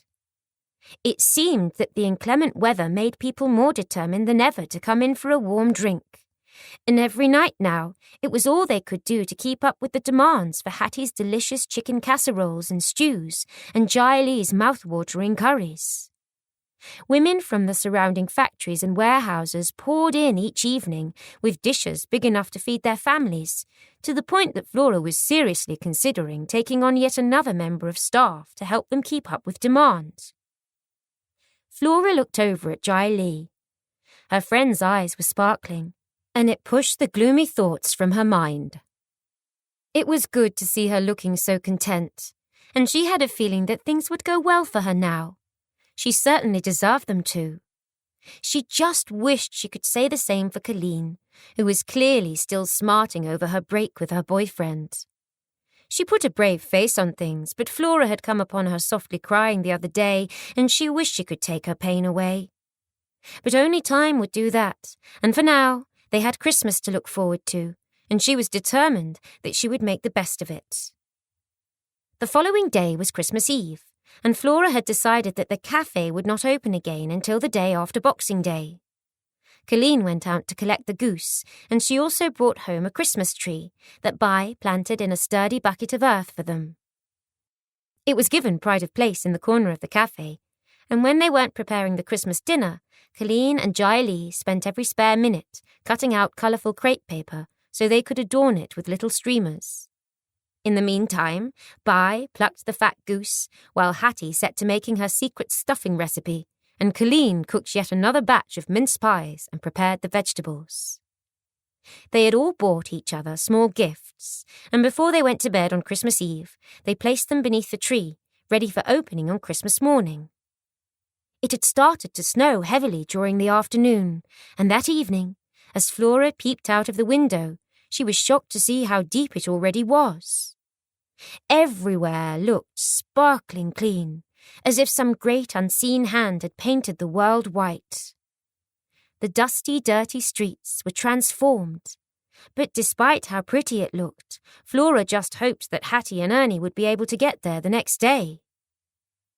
She woke up the next morning to an eerie grey light, and crossing to the window, she drew aside the curtains to find the inside of the window frosted over with a lacy pattern. Breathing on a small corner of the glass, she rubbed at it with the sleeve of her nightgown, until a small part of it had melted. Then she peered through it to the street below. The snow was still falling, with no sign of stopping, and lay crisp and deep on the strangely quiet streets. Usually, the sounds that echoed from the docks and the tramp of people's feet as they made their way to work woke her each morning. But today, she could have been the only person left on the earth. A little bubble of excitement began to grow in her stomach as she dragged her dressing gown on and went to bang on Colleen's bedroom door. "Come on, sleepyhead, it's Christmas Day, and if you don't get up now, you won't have time for a cup of tea before you have to go to church." Colleen had told her the evening before that she wanted to attend Mass the following morning, but she was concerned about leaving everyone else to cook the Christmas dinner. "Don't be silly," Flora had told her with a broad grin. "Everything's prepared, so we've only got to pop it into the oven. You go, we'll be fine." Colleen and Flora made their way downstairs, and Flora put the kettle on the hob. "Do you think you'll be able to get to church through this lot?" Flora asked dubiously as she peered through the window. Colleen laughed. "Sure I will." The kettle began to sing on the hob then, and she hurried over to warm the stout brown earthenware teapot before she made the tea. Soon after, all done up in her Sunday best, Colleen set off, leaving Flora to get ready at her leisure. By the time Hattie and Ernie arrived, and Colleen had returned from church, Lee and Flora had the meal cooking, and the cafe was filled with the delicious smell of roasting goose. So they all sat down to open their gifts. Outside, the snow continued to fall, but inside, all was warm and cosy, and the room was filled with laughter. And if Colleen and Flora were thinking of their families far away, they hid it well. Christmas dinner was a jovial affair, and when they'd all eaten as much as they could, they sat back, happy and replete. "Oh, I think I'll not eat again for 100 years," Bai groaned as he clutched his full stomach. Lee giggled as she stared at her husband adoringly. "It serve you right, you eat too much," she teased, and Bai couldn't argue with that. But it had been so tasty that he'd had second helpings of almost everything. At that point, Ernie brought out his mouth organ and played Christmas carols while they all sang along. "I'd like to rest a toast," Hattie slurred some time later. She'd had rather too many glasses of wine and was feeling quite merry. "To the newlyweds. May this be the first of many happy Christmases they spend together." Everyone raised their glasses, and as Flora looked around at their smiling faces, she thought how lucky she was that fate had brought them all together. Part of her was still far away with those she loved in England, but the people gathered in this room had come to mean a great deal to her too. "What shall we do for the new year?" Colleen asked the next day. She and Flora were curled up at either end of their sofa in front of a roaring fire. Outside, the snow was still falling, but they felt safe and warm. "I thought we might go to see a show or something." Flora instantly felt nervous. She still never liked to venture far, for fear of bumping into Alex or Toby. "Oh, I shall be quite happy to just spend it quietly here, but you could go out," she answered. "But that wouldn't be much fun on me own now, would it? You know what they say, Flora, all work and no play makes Jack a dull boy." But then seeing the nervous look on her face, she said quickly, "But I dare say there are things we could do here. We could have a game of cards if you like. I promised to teach you how to play patience, did I not?" "You did," Flora agreed. And so, once the last of the customers had left the cafe on New Year's Eve, Flora and Colleen stayed safely within their own four walls to see the new year in, each hoping that it would be a good one for all of them. As the clock chimed midnight, Flora closed her eyes tight and wished that sometime soon she might be reunited with Jamie and her family, although she feared deep down that there was very little chance of the wish ever coming true. But still, it didn't hurt to dream. Chapter 37. The bad weather continued into January, but both Colleen and Flora received letters from home which cheered them considerably. The first to arrive was one from Flora's mother, and when she recognised the handwriting, she tore the envelope open eagerly and read it immediately. "My dear Flora, how can I even begin to tell you how much we all missed you at Christmas? We set your place at the table as if that would somehow make you magically appear, but of course it didn't. Even so, I hope it was a happy time for you. The weather here is appalling. I dare say it is the same where you are. We have had thick snow and everyone is feeling the cold. Timmy's school is being closed for the time being because they can't get it warm, and he is miserable not being able to see his friends. But then I suppose I shouldn't complain. There are always those so much worse off than us. When are you coming home, sweetheart? We all miss you so much. Not a day goes by when we don't think of you. So please give it some serious thought. I would like to wish you a Happy New Year and tell you that my dearest wish is to see you back home again. Take care of yourself, my love, and write to me soon. With love, Ma. Kiss, kiss, kiss, kiss, kiss. Flora was sorely tempted to just hop on the first boat bound for England and do what her mother begged. For although she had now built a very thriving business, she still missed her family terribly and lived in fear of what might happen to her if Margaret or Toby were to discover her whereabouts and report her to the police. In truth, she didn't really think the mild-mannered Alex would ever do that. The woman was kind and forgiving, but she knew that Margaret, Magnus and Toby were all more than capable of doing it, so she continued to keep a low profile. Connie's letter informed her that her mother had been unwell and her youngest brother Patrick was now having to manage most of the jobs on and around their little smallholding by himself. Initially, Colleen was just thrilled to hear from her family again, but then she began to worry once more about how they would be coping, and Flora had the feeling that it wouldn't be long before her dear friend decided to return home for good. Now that she no longer had Will in her life and her father wasn't a threat to her, there was nothing to really hold her there. Flora knew that she would miss her desperately should she go, but she also wanted what was best for her. Even so, they all continued to work diligently, and as the trade continued to grow, Hattie recommended Tilly, a young girl she knew, to come in each day to do the more mundane jobs such as washing up and clearing the tables, so that they could concentrate on the cooking and serving the customers. "She's a little godsend," Flora whispered to Hattie the day after they had set Tilly on. As fast as she cleared the sink of dirty pots, it filled up again, but she never complained and always had a smile on her face. "Between you and me, I reckon her mum is just glad we found her a job," Hattie whispered back. "You may have noticed that the poor girl is, what can I say, a bit slow, and it's doubtful anyone else would have given her a chance." "Well, slow or not, she's not afraid of hard work," Flora said as she smiled at the girl. In actual fact, Tilly reminded her a lot, in looks, of Jai Lee.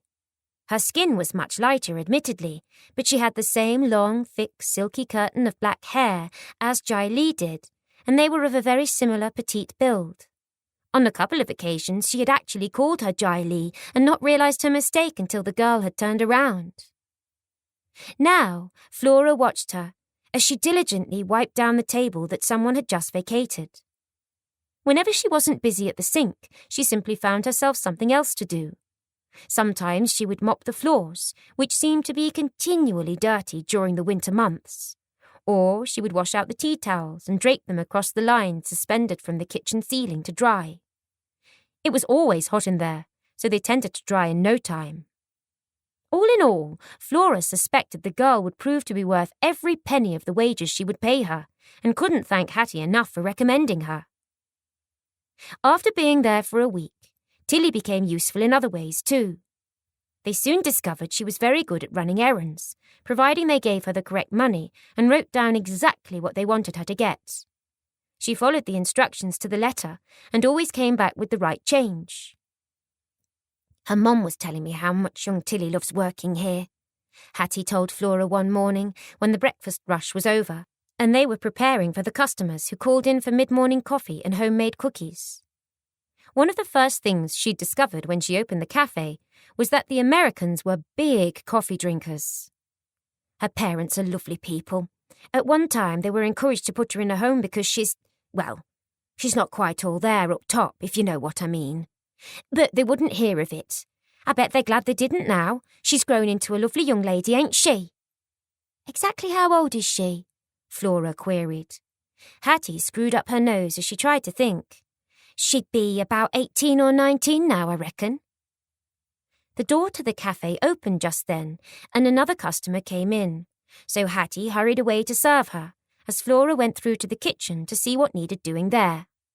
Between them, they had the cafe running like clockwork, and Flora prided herself on what a good team they made. Later that day, Flora sent Colleen home early. She had been coming down with a bad cough and cold for days, but today she looked particularly poorly. So Flora told her sternly, "Get yourself round home now and into bed with a hot water bottle. You're no good here coughing and spluttering all over the customers, are you?" It went some way to showing just how poorly Colleen felt when she didn't put up an argument. "All right then, if you're sure you can manage," she croaked, mopping at her streaming eyes. "Go on, get away with you now."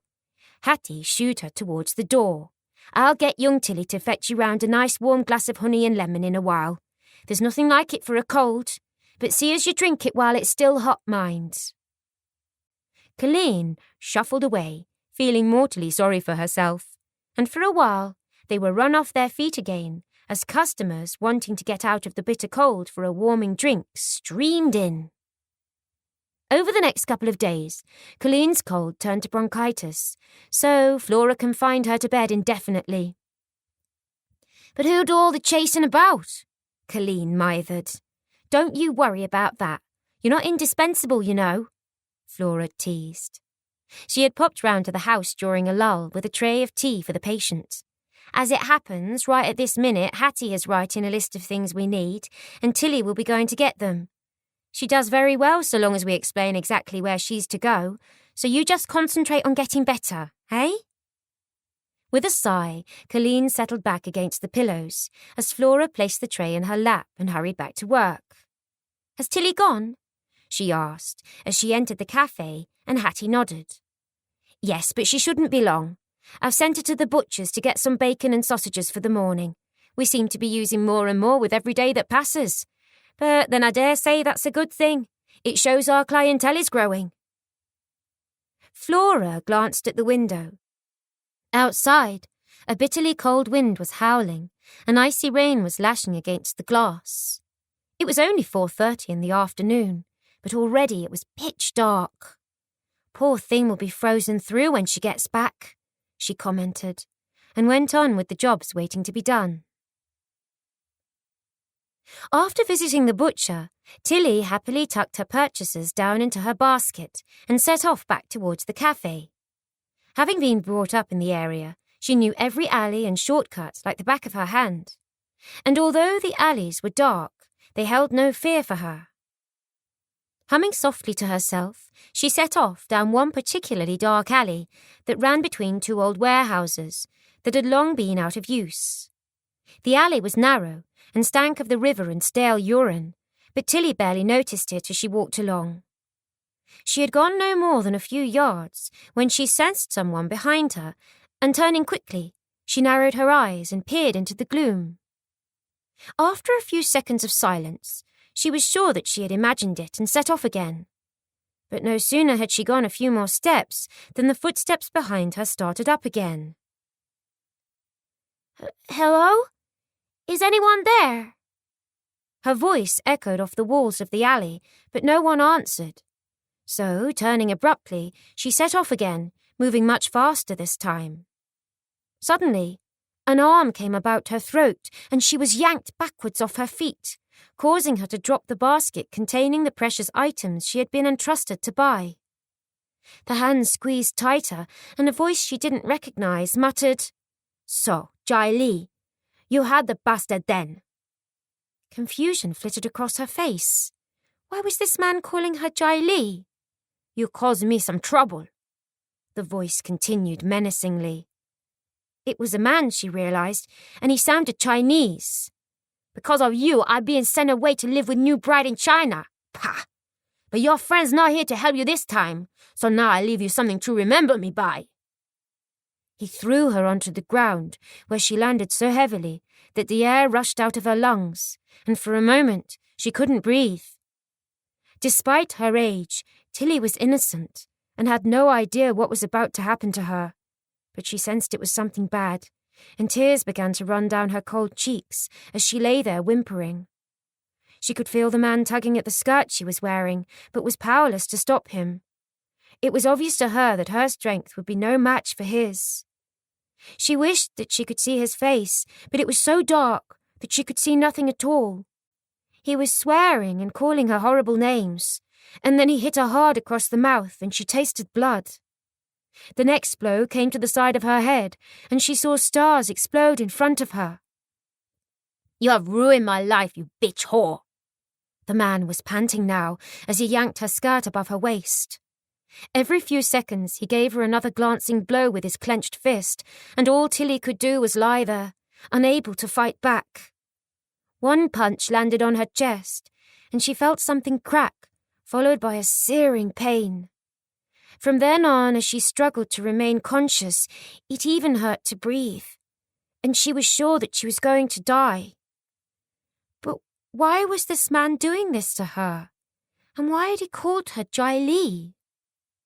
Minutes later, he had ripped aside her drawers, but then he stopped and growled, "You're not worth it, bitch whore." Tilly was beyond crying by then. All she could do was lie there and pray for it to end. But he hadn't done with her yet, not by a long shot. He stood for a moment, panting, as he stared down at her helpless form with contempt. And then he started to kick her again and again. Instinctively, Tilly rolled herself into a fetal position until a comforting darkness wrapped itself around her, and the pain was gone, and she knew no more. Chapter 38. It was almost 5:30, and they were beginning to get very busy again, when Flora suddenly realised that Tilly hadn't returned. "She should have been back ages ago," she commented to Hattie as she glanced towards the door. "Happen she got held up. There was probably a queue at the butcher's, or perhaps she had to go elsewhere for something. Don't you worry. Young Tilly is as honest as the day is long. She'll be back." Hattie smiled reassuringly at Flora as she handed a customer their change, but Flora was beginning to feel distinctly uneasy. It was so unlike Tilly to take long over an errand. She usually almost ran all the way there and back, keen to get the praise she would receive when she got back, and it was very dark outside, and Tilly was so vulnerable. Half an hour later, Jimmy, Sam and Ernie sauntered in for their evening meal, as they often did after they'd finished work, and they saw at a glance that something was troubling Flora. "It's Tilly. She's been gone for over 2 hours now, but the butcher's is no more than 10 minutes away, and she's never late," she explained when they asked her what was wrong. Like Hattie, Jimmy didn't seem overly concerned as yet. "How about if she ain't back by the time we've finished eating, we go out and have a scout round for her?" Flora smiled at them. "Would you? Thank you." She hurried to get them their meal, and when Tilly still hadn't returned when the 3 young men had finished eating, they too began to feel uneasy. "The butcher's was it you said she went?" asked Sam, and at Flora's nod they turned up the collars of their thick coats and headed for the door. "Right, we'll go and have a look-see, and let you know." The butcher was closing up when they got there, but a quick inquiry established that yes, Tilly had been there, but had left some 2 hours or so ago. Back outside the shop, they stood looking up and down the street. "I bet she took a shortcut through one of the alleys," Sam suggested. Jimmy nodded in agreement. "Yeah, but which one? There's 3 or 4 from here that could take her back to the cafe." The only way to find out was to walk along each one, but the first one showed them nothing unusual, so they set off for the next. The alleys were acting like wind tunnels, and the bitter cold was threatening to slice them in two as it whistled along them. There was nothing down the second alley either, and now they were gravely concerned. It was fast approaching 7 o'clock at night. Tilly would never have willingly wandered the streets for so long. "Let's just nip back to the cafe to make sure she ain't gone back there yet," Ernie suggested, and heads bent against the wind they hurried on their way. "There's not been a sniff of her," Hattie told them, drawing them away from the customers. "Do you think we should call the police? Tilly is so vulnerable. Perhaps someone persuaded her to go away with them." "No, don't do that just yet. There's 2 more shortcuts that she might have taken that we need to check first," Ernie told her. Then, with Sam and Jimmy close on his heels, they set off again. They hastily made their way back to the butcher's, then took the third alley. They hadn't gone far along it, feeling their way along the cold, damp walls, when Sam hissed, "Hey, look there, against the wall." Even as he spoke, his foot kicked the basket that Tilly had dropped, and he recognised it immediately. "This is Tilly's basket," he breathed, as a feeling of dread coursed down his spine like iced water. Seconds later, they were leaning over the prone figure, and Sam asked shakily, "Is it Tilly?" Ernie shook his head. "I don't know, it's too dark to see, but whoever it is, they're in a bad way." He felt for a pulse in their wrist, and his hand came away sticky with blood. "Run and find a cop, quick, and tell him we're going to need an ambulance. This girl is in a really bad way," he said urgently. Sam sprinted away, but Jimmy stayed close to Ernie's side, just in case the attacker came back. The police soon arrived, and Tilly was stretchered out to the ambulance waiting in the road. Then, when the men caught sight of her, they gasped with shock. "My dear God," Ernie breathed. "What have they done to the poor girl?" Tilly's face was so swollen and bloody that she was hardly recognisable, and she was barely conscious. And that was only the part of her that they could see. They all dreaded to think what her other injuries might be. It was over an hour later when Jimmy and Sam returned to the cafe. Hattie, Jai Lee and Flora were busily cleaning in readiness for the next morning, but one glance at the young men's faces told them that something was gravely wrong. "Did you find her?" Flora asked fearfully. Sam nodded solemnly. "Yeah, we did. She was lying in an alley and—" He gulped deep in his throat, setting his Adam's apple bobbing up and down. He was badly shaken by what he had seen. "She's been badly beaten by the look of things. We fetched a cop and she's been taken to the city hospital, but from what the ambulance man was saying, it looks touch and go whether she'll make it." "Oh, dear God!" Hattie sat down on the nearest chair with a thump. "And where is Ernie?" "He went in the ambulance with her." "Does anyone have any idea who might have done this?" Flora croaked. Tilly was such a sweet, innocent girl that it was inconceivable that anyone would want to hurt her. Jimmy shook his head as he twisted his cap in his hand. "She was unconscious when they took her away." "I'd best get to inform her parents what's happened," Hattie said. But Sam shook his head. "There's no need. Ernie gave the police Tilly's address and they'll have done it." Hattie began to cry, great racking sobs that shook her body. "I've known that girl since the day she drew breath," she gasped. "And she wouldn't hurt a fly. Why, when she were growing up and the other kids started to make fun of her because she was a bit slow, my Ernie always stood up for her. She used to follow him about like a little puppy dog. He'll take it hard if she don't make it." "She will make it," Flora declared, past the lump in her throat. "She has to. But come on now, we should get to the hospital in case there's anything we can do." When they arrived at the hospital, Tilly's parents were already there, talking to a policeman, looking distraught. "The doctor is examining her now," Tilly's mother told Hattie as she wrung her hands in despair. Tilly was only just clinging to her life. "And has she managed to say anything?" Hattie queried. "Yes." The woman rubbed her forehead as she tried to remember. She was so upset that everything was a jumble in her head. "She only came round very briefly, but I think she says something about the man who did this calling her Jai Lee. I think she said he sounded like a Chinese." They all gazed at each other, but it was Flora who ground out, "Young Juan. He must have thought from behind that Tilly was Jai Lee with her long black hair." "Who is this man?" The policeman was already standing with his pencil poised over his notebook, and as Flora haltingly told him Juan's address and what Juan had done to Jai Lee and the grudge that he bore her, the policeman nodded at his colleague. "We'll get off and check this out right away." Once the policeman had gone, all they could do was wait for the doctor who was examining Tilly to come and tell them what was happening. "She has multiple fractures," the grey-haired doctor told them tiredly when he eventually appeared. "All of her fingers on one hand are broken. It looks like someone has stamped on them. She also has a broken leg, a broken arm, and 2 fractured ribs. We also suspect that she may have internal bleeding, so she will have to go to theater for us to have a look at what's happening inside. But will she survive? The doctor wearily glanced at the hope in the girl's mother's eyes and wished he could give better news.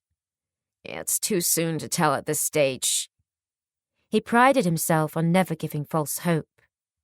We'll know more once we've had her in theater. So now, if you'll excuse me, I have to go and scrub up. There's no time to lose.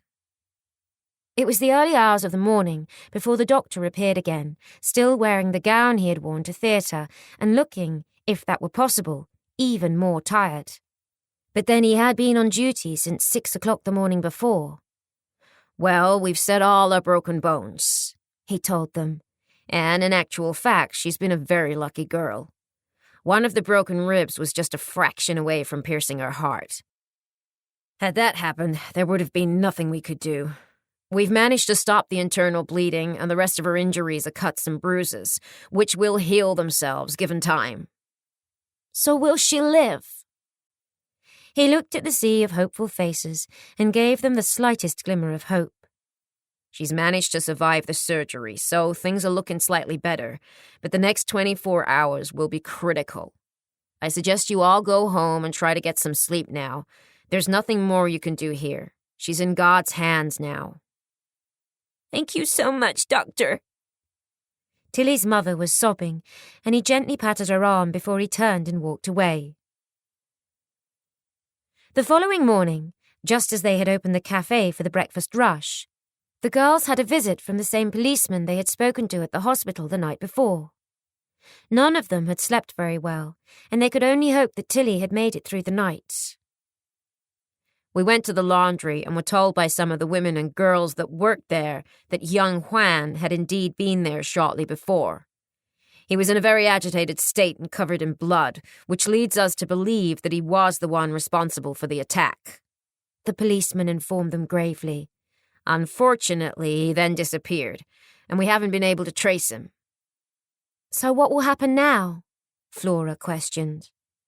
We have an alert out for his arrest. Every police officer in New York is scouring the streets looking for him, and furthermore, 2 other girls from the laundry have now come forward to say that he has raped them too, so it's looking very worrying. He's clearly a very dangerous man. He didn't rape Tilly, did he?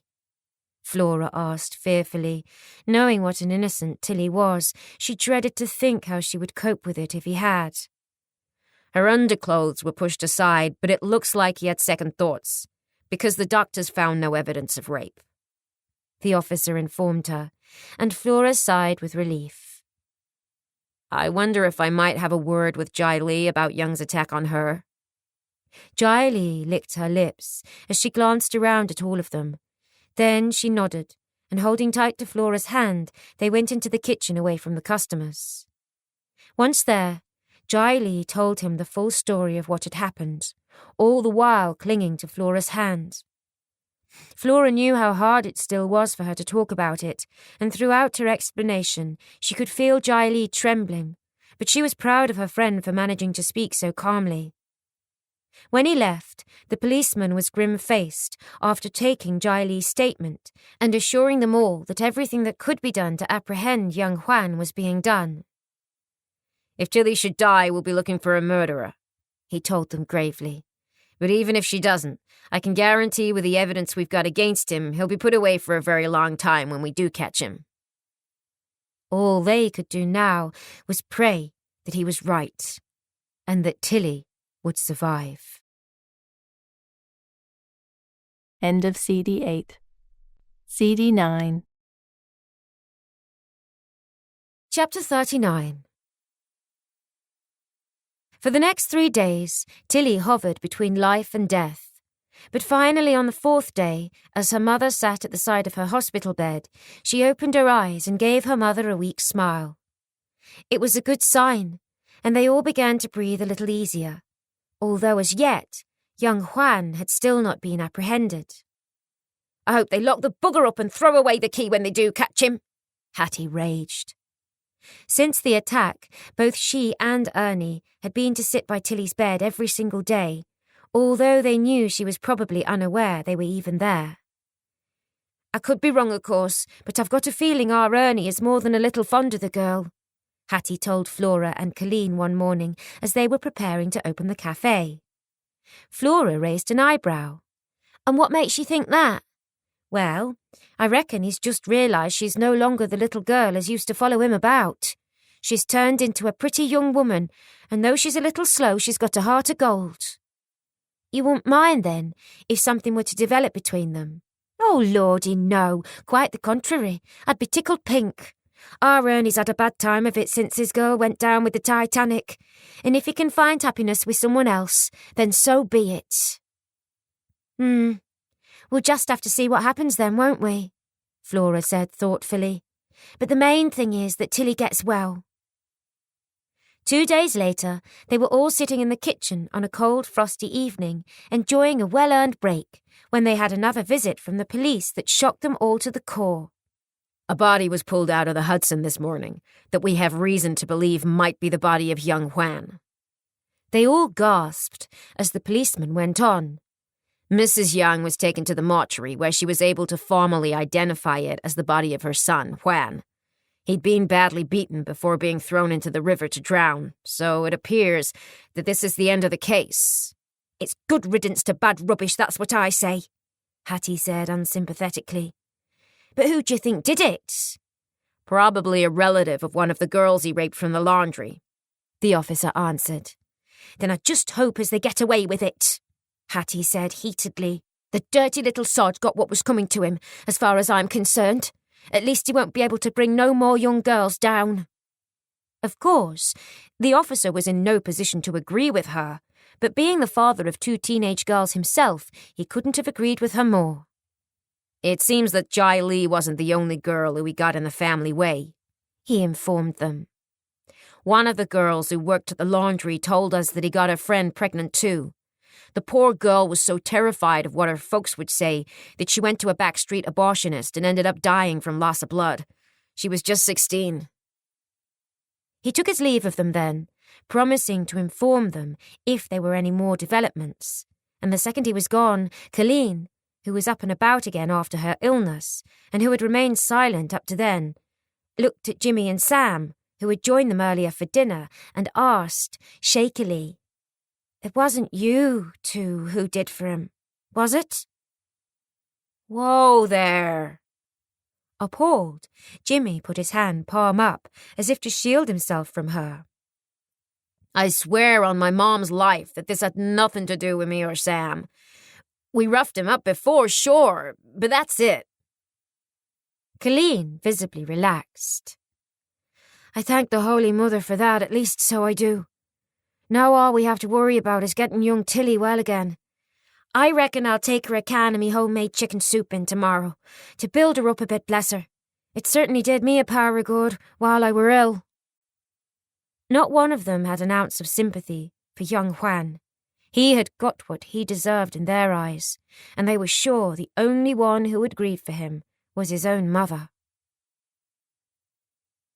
Over the next week, Tilly made steady progress, although she still had a long way to go.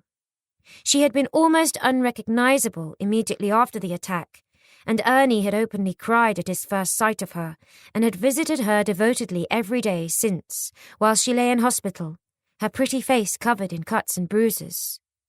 She had lost some back teeth during the vicious attack, and when he first saw her, her eyes had been so swollen that she couldn't open them, and even when she did manage to, she could barely see. Her broken ribs were tightly bound and still causing her tremendous pain if she so much as moved, and her broken limbs were in plaster casts. Even so, every day now saw a slight improvement in her. The swelling on her face had gone down, and the bruises had faded from bright blues and purples to dull greys and yellows. There was nothing that could be done for her missing teeth, but the doctors were optimistic that her face would not be scarred once she had healed, and because the missing teeth were at one side of the back of her mouth, hopefully, being without them wouldn't spoil her lovely smile. They had warned that her broken fingers might always be a little stiff, and because the 2 fractures in her leg had been very severe, it was possible she would always walk with a limp. But even all these things could not detract from the joy they all felt that she had survived. Jai Li sobbed uncontrollably the first time she plucked up the courage to go and see her. "I'm so sorry, Tilly," she croaked. "Juan must have thought you were me from the back. It all my fault." But Tilly had been so gracious, and it was suddenly clear to them all that she was actually a lot more intelligent than people had given her credit for. "It wasn't your fault," she assured Jai Li, gently stroking her hair with her good hand. "Please don't think that. Juan was a bad man. If it hadn't have been me, it would have been some other girl, sooner or later, so stop blaming yourself." Ernie, who had just witnessed the tender scene between the 2 girls, felt a lump form in his throat. Tilly was truly beautiful both inside and out, and suddenly feeling guilty for thinking that, he hurried out into the corridor to light a cigarette. "What the hell am I thinking?" he scolded himself as he blew a smoke ring towards the ceiling. The girl I loved and was going to marry met her end in a watery grave, and now here I am looking at Tilly in a different light.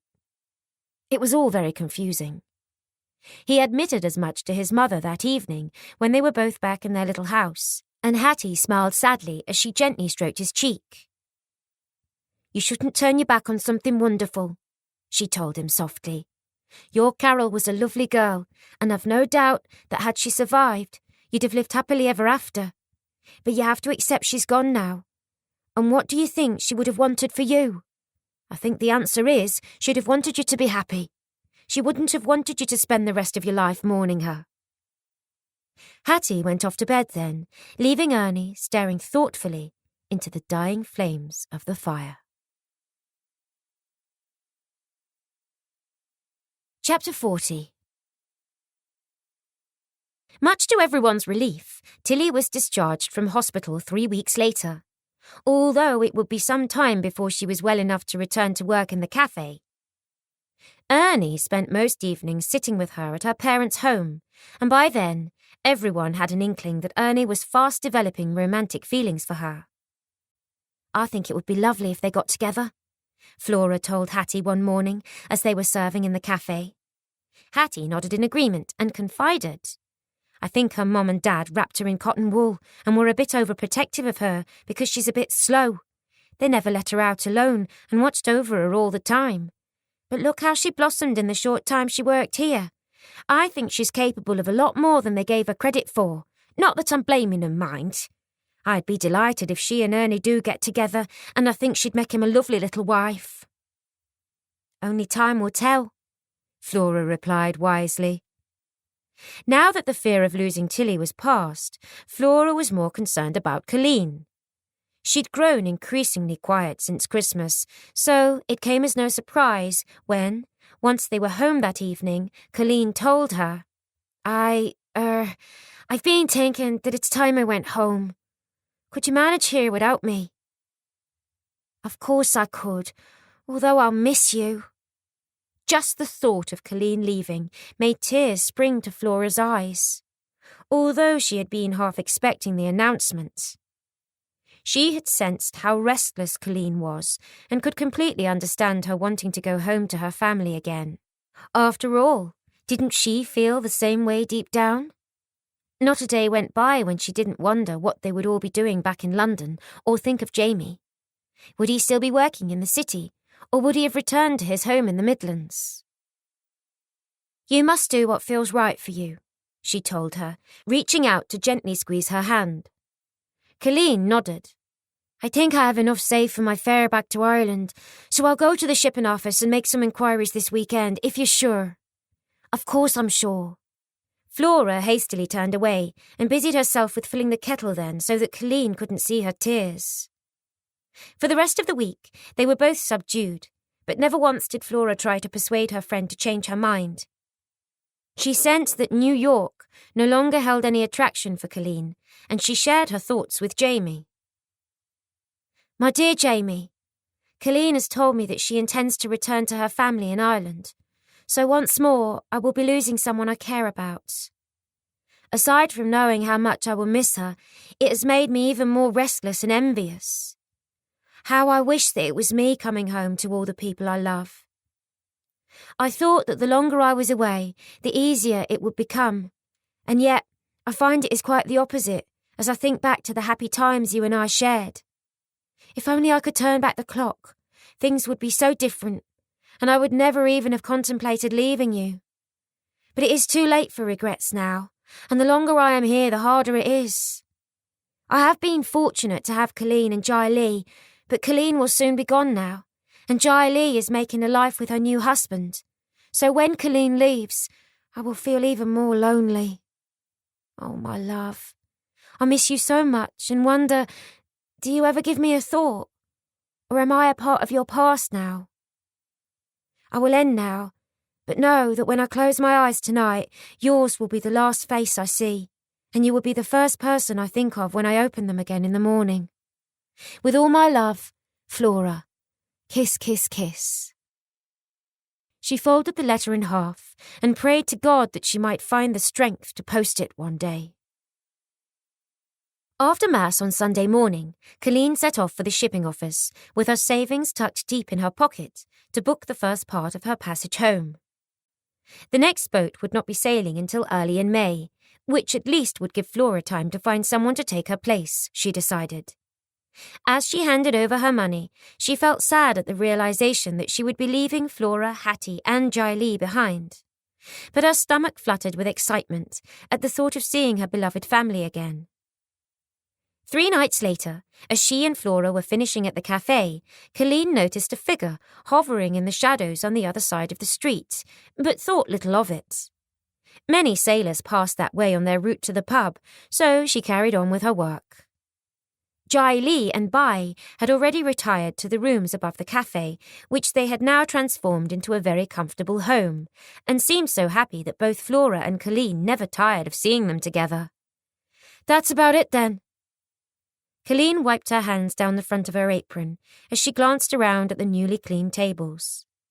The floors had been swept, the salt and pepper pots filled, and they were all ready for the breakfast trade the next morning. Flora went to turn off the lamps in the kitchen, and once they had let themselves out to go next door, Colleen glanced across the road.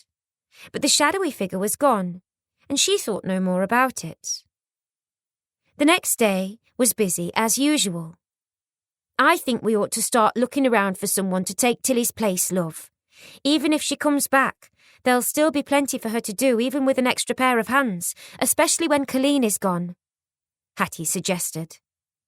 Flora supposed she was right, so once more she wrote out a notice for a waitress and placed it in the window. They were all tired when they finished that evening, and as Colleen was just wiping the windows down in the cafe, she again noticed the shadowy figure standing across the street. She frowned. That was 2 nights in a row the person had stood there now, and Colleen was beginning to feel slightly uneasy. Could it be that someone was watching them? Or worse still, was it young Juan? The police only had his mother's word that it was his body they'd found, after all. She was just about to call out to Flora when the figure emerged from the shadows and strode towards the cafe, and before she could move, they were knocking loudly on the door. Pulling herself up to her full height, Colleen crossed the room and flung the door open, ready to give whoever was standing there a piece of her mind. But when she saw who it was, her mouth gaped, and for a moment, she was sure she must be seeing things. "Will!" His name escaped her lips before she could stop it, just as Flora came hurrying from the kitchen, and at sight of the handsome young man, she too looked shocked. "Ben!" "Flora?" It would have been hard to say who was the most confused as they all stared at each other, but eventually it was Colleen who broke the silence when she muttered, "How do you know Flora, Will? And why are you calling him Ben, Flora? This is Will, the young man I was walking out with until—" "Oh, no, it isn't," Flora retorted heatedly. "This is Ben, my brother. But I don't understand." "I think I owe you both an explanation," Ben said, shame-faced and clearly in shock. "I had no idea you worked here, Flora. I swear it." I don't exactly work here. This is my cafe, Flora told him indignantly. And yes, I think you do owe us both an explanation. And so they sat down at a table, and Ben very hesitantly began to tell them both of his flight from England following the break-in and why he had lied to Colleen about his name when he had first met her. I thought the police might be looking for me, for murder, you see, he told Colleen. So I didn't dare tell you my real name.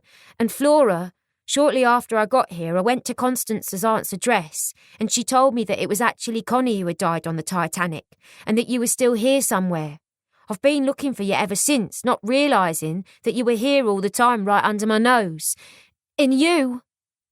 His eyes became soft as he turned his attention to Colleen. The longer I knew you, the harder it was to go on with the lie. But I was scared that if I told you the truth about me being on the run, you'd want nothing more to do with me. And then when you told me that you were thinking of going home to Ireland, well, I knew that was the end. I couldn't marry you when I was using a false name, could I? So I had to let you walk away. But as God is my witness, I've not known a moment's peace since, so I decided the only thing I could do was come and tell you the truth. I was terrified that if I didn't, you'd go back to Ireland and I'd never see you again because... He blushed furiously. Because I love you, you see? Oh, you stupid, stupid man, Colleen scolded as she wrapped her arms around him. I would have still loved you too, no matter what you had done, so I would. As it happens, you're not a wanted man, Flora was able to tell him when the two finally drew apart. Ma wrote to tell me that the woman who fell down the stairs survived, but she didn't know where you were, so she had no way of letting you know, and the police caught whoever was responsible, so there's no reason that you can't go home now, if that's what you want. A look of relief flashed across his face, but then he slowly shook his head. In future, my home will be wherever Colleen is, if you're still interested in me, that is. He gave her a smile that melted her heart before looking back at his sister. And I don't know how I'll ever be able to apologise enough to you, Flora. You must be so ashamed of me. Flora shook her head. You know one of the old sayings our ma was always fond of?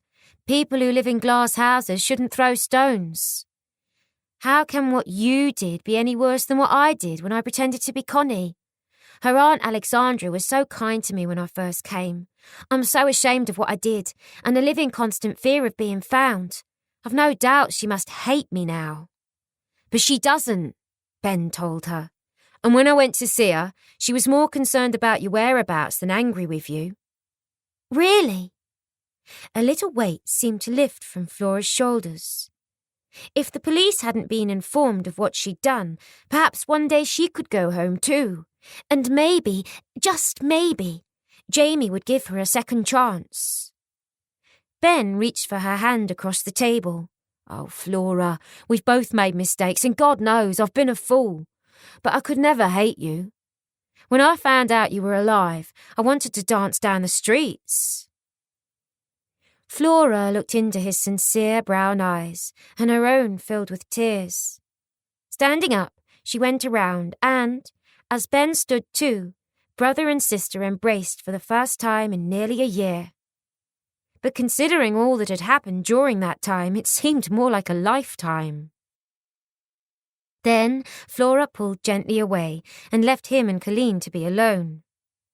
Jai Lee had just come downstairs after hearing the voices in the cafe, and now she asked anxiously, "Is everything all right? I hear voices." "Everything is very all right," Flora told her with a broad smile. "In fact, they're even better than all right. Colleen is in there with her Will, who it turns out is actually my brother Ben." "I'm not understanding this," Jai Lee answered, bemused.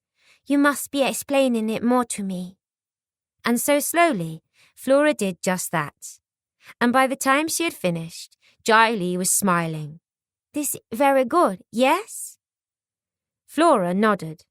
"Very good. Now bring that plate of cakes through, would you, while I make the tea." Jai Lee obligingly did as she was asked, and when Bai joined them shortly after, wondering where his wife had got to, the meeting took on a party atmosphere. Eventually, Lee and Bai returned to their room, and Flora went next door so that Colleen and Ben could have a little more time together. Sitting at one of the tables in the cafe, their hands clasped on the table, Ben and Colleen couldn't stop talking as Ben finally felt able to be truly open with her. After a while, Colleen said, "There is just one thing you should know, Ben." The name felt strange on her lips. He had always been Will to her. "You see, I thought I would never see you again, so I've booked a passage back to Ireland. I did explain to you, didn't I, that me mammy was in need of some help now that me daddy's gone. I sail early in May." Her eyes filled with tears at the unfairness of it all. She had thought she would never see him again, and now, just when he had come back into her life, she would have to leave him. But that's just a few weeks away. "I know," she muttered miserably as he stroked her hands.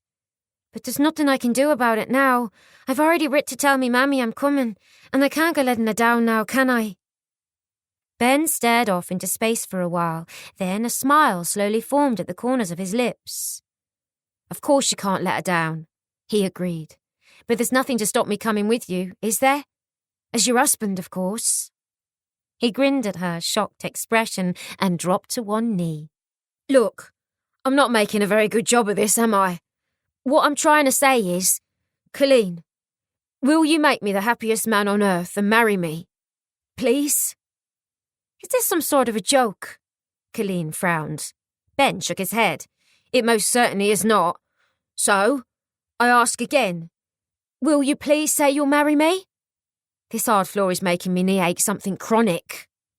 Colleen grinned from ear to ear as she playfully cuffed his ear. "Of course I'll marry you. Why, I thought you'd never ask." She giggled, and as she bent her head to his and their lips met, she felt as if she were the luckiest girl in the world. Chapter 41.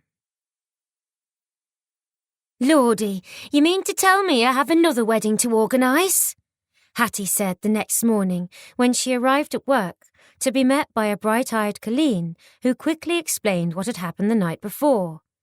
"And just fancy your Will turning out to be Flora's brother. They do say it's a small world, don't they?" In actual fact, she was tickled pink and thought how beautifully things had turned out for Colleen. Tilly was getting better by the day. Lee and Bai were happy, and finally things were working out for everyone. Apart from Flora, that was. And Hattie couldn't help but notice the faraway look that came into her eyes more and more of late. "And now we've got the rest of 'em to sort out, why don't you think about writing to that young man you left behind? I've heard you mention him from time to time, and I've a notion you think a lot more of him than you let on," Hattie said, during a lull in customers. Flora was just about to interview yet another applicant for the job of cook-cum-waitress, because up to now, the ones she had seen had been totally unsuitable for one reason or another. "Why would I want to do that? We weren't that close." Flora lied defensively as she thought of all the unposted letters tucked away in her drawer. "Oh, come on now, pull the other one. It's got bells on." Hattie chuckled. "You can't kid a kidder, you know, girl.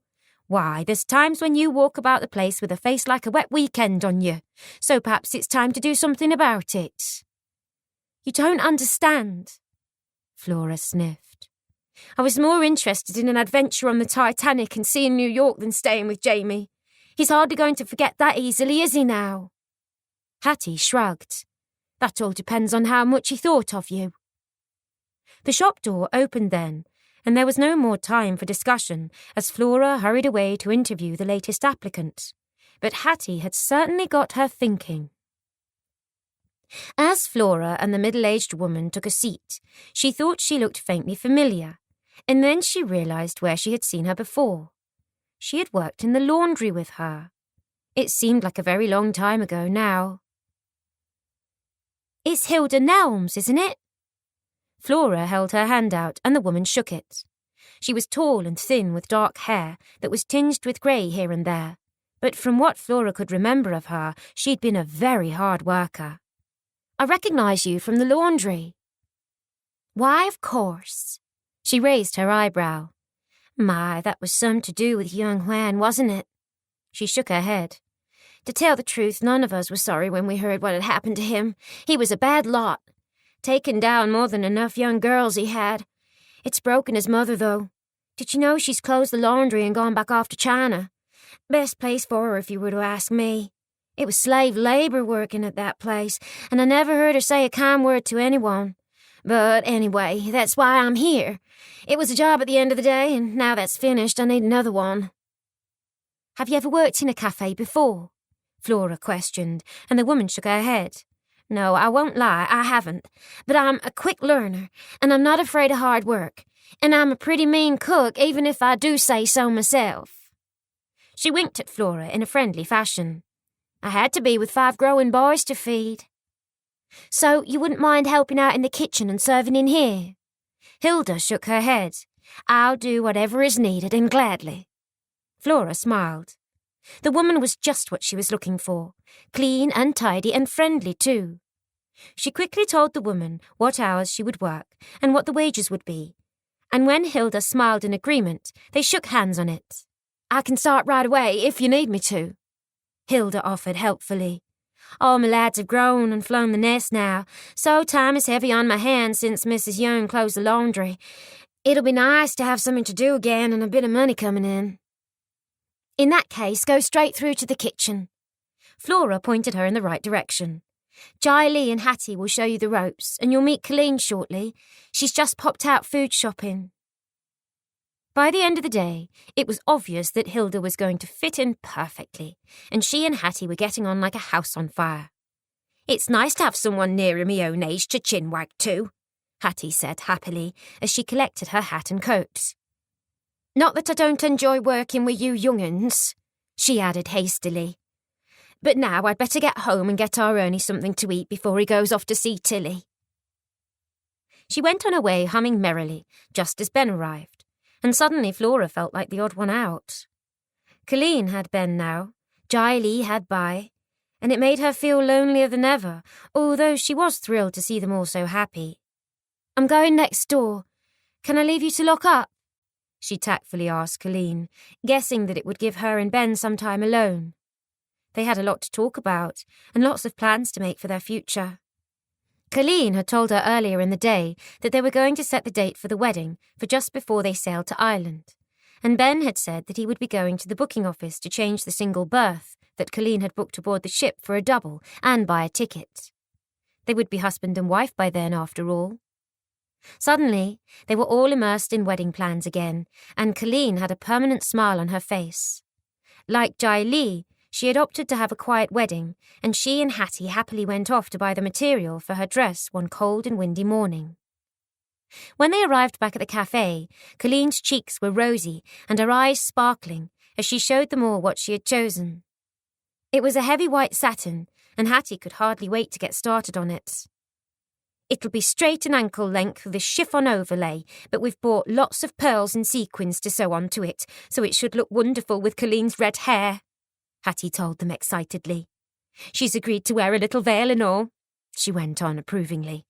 We thought perhaps she could wear a little halo of spring flowers on her head to match those in her bouquet. I'm telling you, she's going to look the bee's knees by the time I'm done with her. But Flora, it's down to you to sort Ben out with a new suit. You know what men are like. They'd get married in their work clothes if it was left up to them. I could do the flowers, Hilda suggested. I used to work in the flowers for a time, so I'm pretty good at flower arranging. Colleen beamed. Everything was quickly falling into place, and she had never felt so happy. Later in the week, Flora took Ben off to the little Jewish tailor in the next street, where he was fitted for a suit. It would be the first one he had ever owned, and he seemed quite pleased about it. I can wear it when I first meet your mammy, he told Colleen fondly. I want to make a good first impression. Colleen gurgled with glee. Then happen it'll be the only time you do wear it for a while once we're there, she warned. There'll not be much call for smart clothes when you're working on a small holding. Though, you could wear it to church on a Sunday, of course. I just hope you'll not find the work too hard, so I do. Ben kissed her tenderly. I can't think of anything I'd rather do, he assured her genuinely. Flora will tell you it's been my dream to live in the country and do that sort of job since I was knee-high to a grasshopper. Hattie, who was watching them, grinned. Will you just look at that pair? Why, what with them and Jiley and Bi mooning over each other, I don't know which way to look. She glanced over at Flora and once again noted the sadness in her eyes. She knew the girl was hiding her own troubles, and her heart went out to her. The wedding was set for 2 days before the young couple was set to sail for Ireland. Colleen had already decided that once she was home, she and Ben would have another wedding at the Catholic church her family attended, and so she would be able to wear the dress again. With this, and the fast approaching date in mind, Hattie was frantically sewing into the early hours to make sure that Colleen's dress was finished on time and as good as she could possibly make it. As the big day drew closer, Colleen got a bad attack of pre-wedding nerves. What if Ben doesn't adapt to life in the country? He's always lived in cities, so he has. She fretted to Flora. Flora chuckled. He'll love it, she assured her friend. He'll not only be getting the woman he loves, but the lifestyle he's always craved, so stop worrying.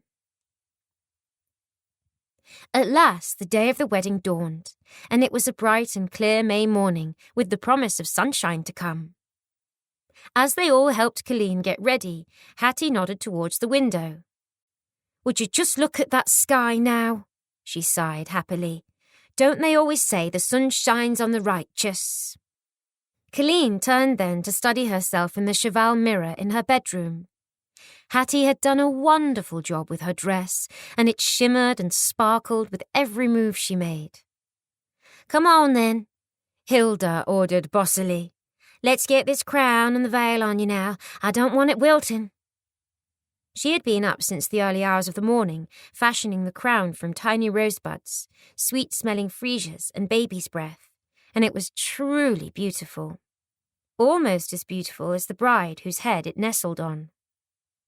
Colleen had chosen to wear her long, luxuriant hair loose, as Ben liked it, and it curled down her back and sat on her shoulders in shimmering waves.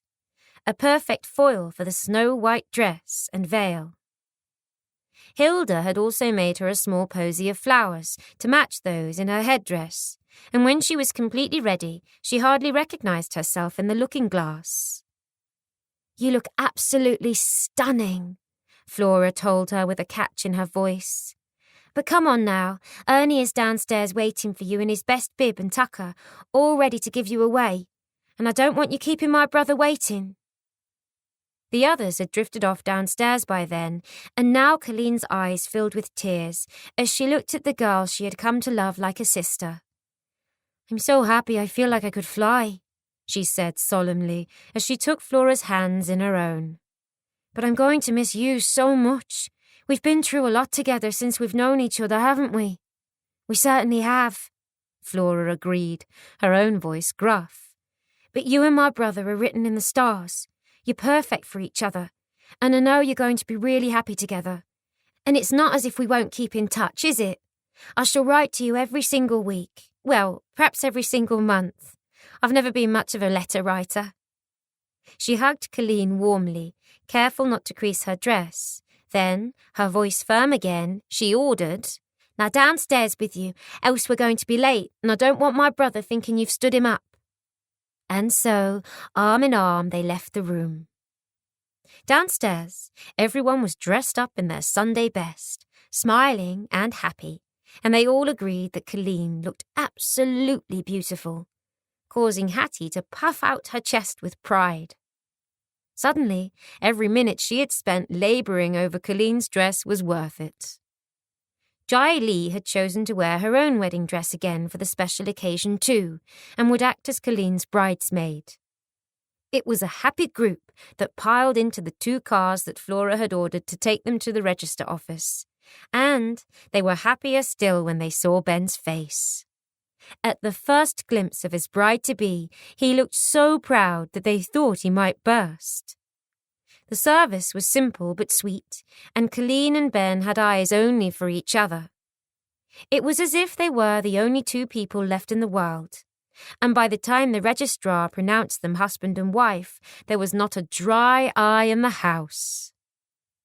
There followed the customary throwing of rose petals and rice on the steps outside, and then it was back to the cafe for a good old knees-up.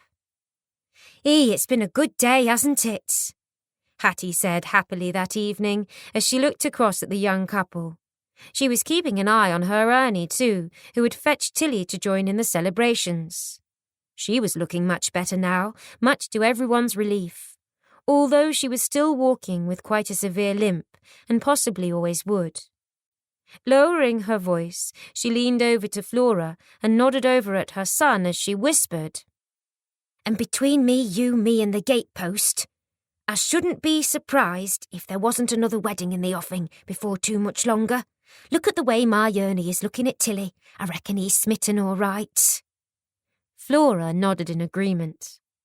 Tilly and Ernie did look very suited to one another, and she hoped it would work out for them. Now, she just had to think seriously about what she intended to do with the rest of her life. Chapter 42. Just 2 days later, the mood had turned sombre as the day of Colleen and Ben's departure arrived. The ship was due to sail with the tide that morning, and Flora had closed the cafe so she could go and wave them off. Colleen was a complete bundle of nerves and fluttering about like a butterfly as she checked and checked again that she and Ben had got everything. And then it was time to make their way to the docks. There was quite a little crowd of them. Flora, Hattie, Hilda, Giley and Tilly. Sadly, Ernie and Bi, Jimmy and Sam had to go to work, and so had said their goodbyes earlier that morning. At her first sight of the enormous ship that would take Colleen and Ben far away across the seas, panic seized Flora, and sweat broke out on her forehead as everything that had happened on the Titanic rushed back to her. In her head, she heard again Connie's scream as she plummeted into the sea, and she shivered as she remembered the biting cold. Colleen looked a little nervous too, but thankfully Ben was in control of the situation. "Now don't look so scared," he told his young wife tenderly. "You don't think I'd let anything happen to you, do you? We'll treat this as our honeymoon, and you'll be home before you know it." Colleen gave him a faltering smile as she glanced towards the gangplank where passengers were already embarking after passing their luggage to a row of porters who stood waiting on the dock. "We are to get on board," she squeaked. It was time to say goodbye to the people she had come to love, and it was proving to be much more difficult than she had thought it would be. Hattie and Hilda fell on her, giving her tips to stop her being seasick before turning their attentions to Ben, while Tilly stepped forward and gave her a shy little kiss on the cheek. They had all seen the girl blossom with the attention Ernie was bestowing on her, and were convinced that before too much longer, she and Ernie would also start a new life together. "So, this is it then?" Colleen took both of Flora's hands in hers, and they stared into each other's eyes, both crying unashamedly. Flora nodded. "Yes, this is it. You just take care now and make sure you keep in touch." Then, suddenly, they were clinging together until Ben gently took his wife's elbow and told her, "It's time to go, sweetheart." She nodded as she stepped away from Flora, mopping at her eyes with one of Ben's large white handkerchiefs. And then it was Ben's turn to give Flora a hug. "You look after yourself now," he told her in a throaty voice. "And just remember, you could always go home if you decide that's what you want to do. Bye, sis. I love you."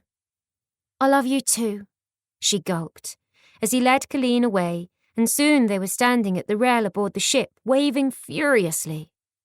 Eventually, the anchors and the gangplanks were lifted, and the 2 pilot boats that had come to steer the ship from the harbour into open sea appeared. "Goodbye! I love you all!" Colleen was leaning across the rail, furiously waving a hanky, and they all stood there watching until the ship became just a speck in the distance. "That's it then. They've gone," Hattie said, feeling suddenly deflated. "Come on, let's get back to the cafe. We have a living to earn." Strangely silent now, they all turned as one and followed her along the quay. The next few evenings proved to be very lonely ones for Flora. During the day, she was so busy in the cafe that she didn't have much time to think. But the nights were a different matter altogether. She would return to the empty house next door, and without Colleen's cheerful chatter, she began to feel as if she was rattling around in it like a pea in a pod. And so, at the end of one day as they were closing the cafe, she asked Jai Lee, "How would you like to move into the house next door? It's far too big for me alone now that you and Colleen aren't there, and I could move back into the rooms upstairs here." Jai Lee frowned. "But at your house, you have worked hard for it." Flora shrugged. "What difference does it make if I'm here or next door? The house would suit you and Bai far better than it does me now that I'm alone. Have a word to Bai and ask him what he thinks of the idea." The next day she told Flora, "Bai think it a great idea. We shall need a little more room soon because—" She blushed as her hands fell to her belly and a smile broke out on Flora's face. "You're having a baby!" Jai Lee smiled. "It's not definite yet, but I think so. Bai is very happy about it." "And how do you feel?" Flora remembered all too well what an ordeal Jai Lee had been through with the last child. "I feel also very happy. I'm blessed. This time I'll make sure baby is born safely." "I couldn't be more pleased for you," Flora said, genuinely thrilled for her friend. "But does this mean you won't be able to work anymore?" "Oh, no." Jai Lee shook her head. "I intend to work till baby comes. Then when he is here, I'll bring him into kitchen with me, if you and Hattie and Hilda don't mind." "Mind?" Flora chuckled. "Why, we'd all love it, though I fear the baby will get very spoiled." "All babies should be spoiled," Jai Lee declared, and Flora saw how happy she was, quite unlike the last time when the child had been forced upon her. They spent the following Sunday transferring Jai Lee's and Bai's things into the house and Flora's back into the rooms above the cafe. They were more than adequate for Flora, and yet she couldn't help but feel that she had come full circle. Jai Lee and Bai had each other. Hattie and Hilda, both widows, had taken to spending their Sundays together, and now her one day off a week became a day to dread. On the following Sunday, after spending the morning reading the newspapers from cover to cover, she became restless, and so she decided to venture out for a walk. Apart from the time she had seen Colleen and Ben off at the docks and the 2 weddings she had attended, Flora rarely set foot out of the door. But today she felt that if she didn't get away for a time, she would go mad. So she hurriedly got changed and stepped out into the fresh air. She doubted that too many people would be out and about on a Sunday, apart from courting couples, so decided to do a little window shopping and headed for the city centre. She spent a pleasant hour staring into the shop windows, viewing the latest fashions. Then, finding an open coffee shop, she slipped inside and ordered a coffee before finding a vacant table. It would be nice to be waited on for a change, she decided. She was sitting enjoying her drink when the door opened, and as she glanced up, the breath caught in her throat. It was Patsy, the maid from Connie's aunt's house.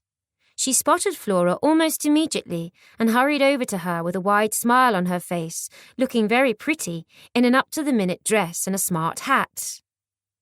In that moment, Flora realised just how outdated she had allowed herself to become. She had spent little on clothes since moving into the cafe, apart from necessary work clothes, and the nice but rather plain 2-piece suit she was wearing that she had bought for the weddings. And now, beside Patsy, she felt positively dowdy. "Well, I'll be." Patsy flashed Dora a dazzling smile. "I never thought to see you again, miss. How are you keeping? I'm meeting my young man, but seeing as I'm a bit early, I thought I'd pop in here and treat myself to a coffee." Flora's mouth was suddenly dry, but she managed to raise a smile. "I'm very well, Patsy. And you?" "Oh, I'm fine and dandy, thanks, miss." "And, everyone at the house?" "Huh, I wouldn't know." Patsy plonked herself down next to Flora, It were never a particularly nice place to work, what with the master and Miss Margaret barking their orders at me all the time. But after Miss Margaret married Toby Johnson and he moved in and all, it became like a war zone.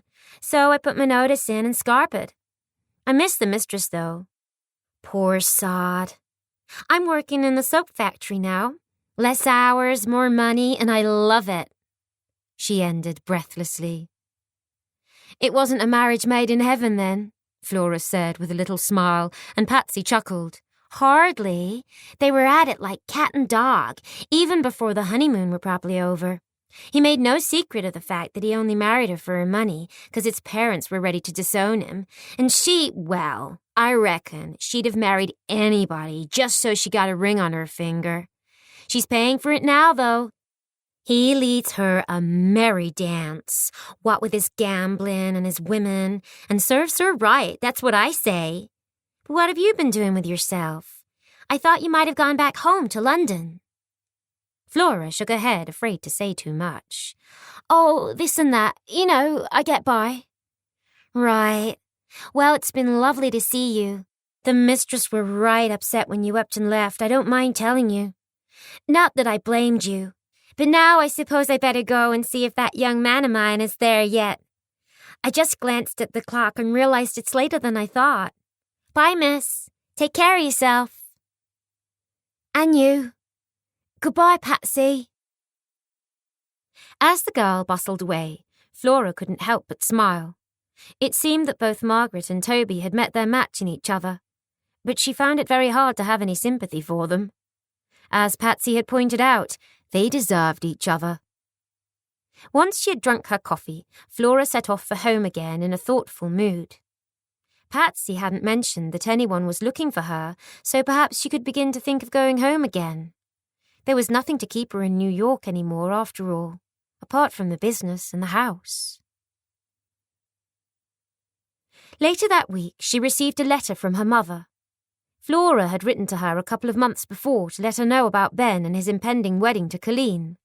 Her mother was thrilled for them, although slightly sad that Ben had gone to live in Ireland. Still, she had written, he may well come home to see us all again one day, and at least he's happy.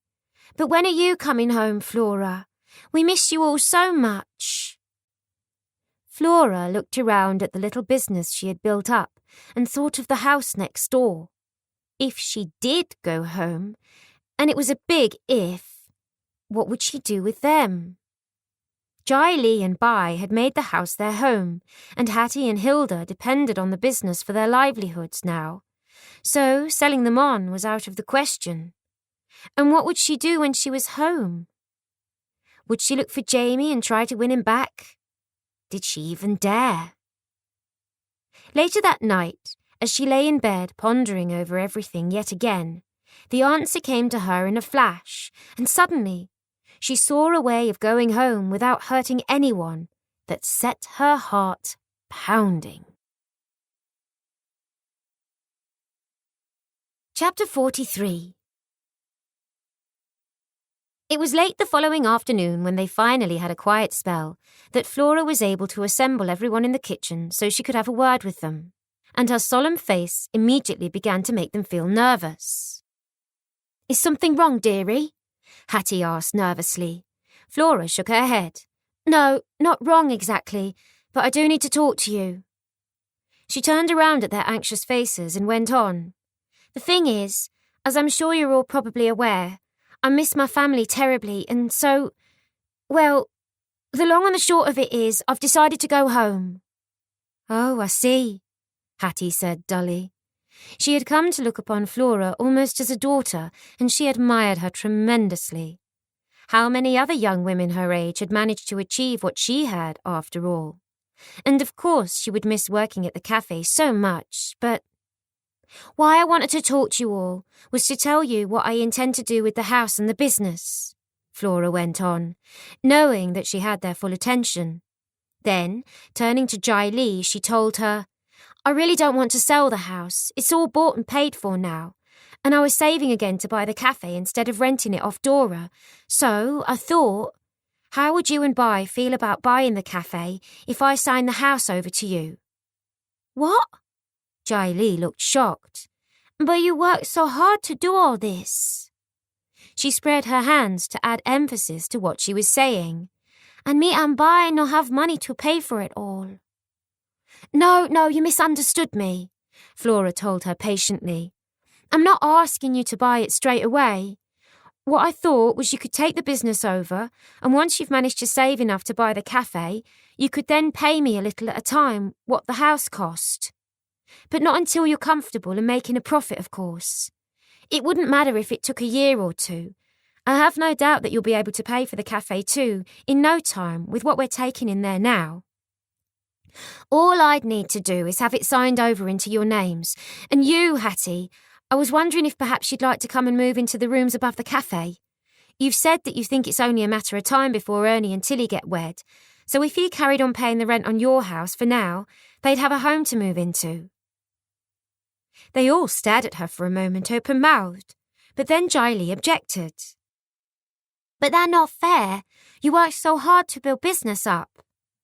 And so did you, Flora pointed out. All I need is enough to buy my fare home. Then I can get another job in London. Jai Li's lip trembled. But I miss you if you go, she said in a tearful voice, and Flora put her arm about the girl's shoulders. And I'll miss you too, all of you.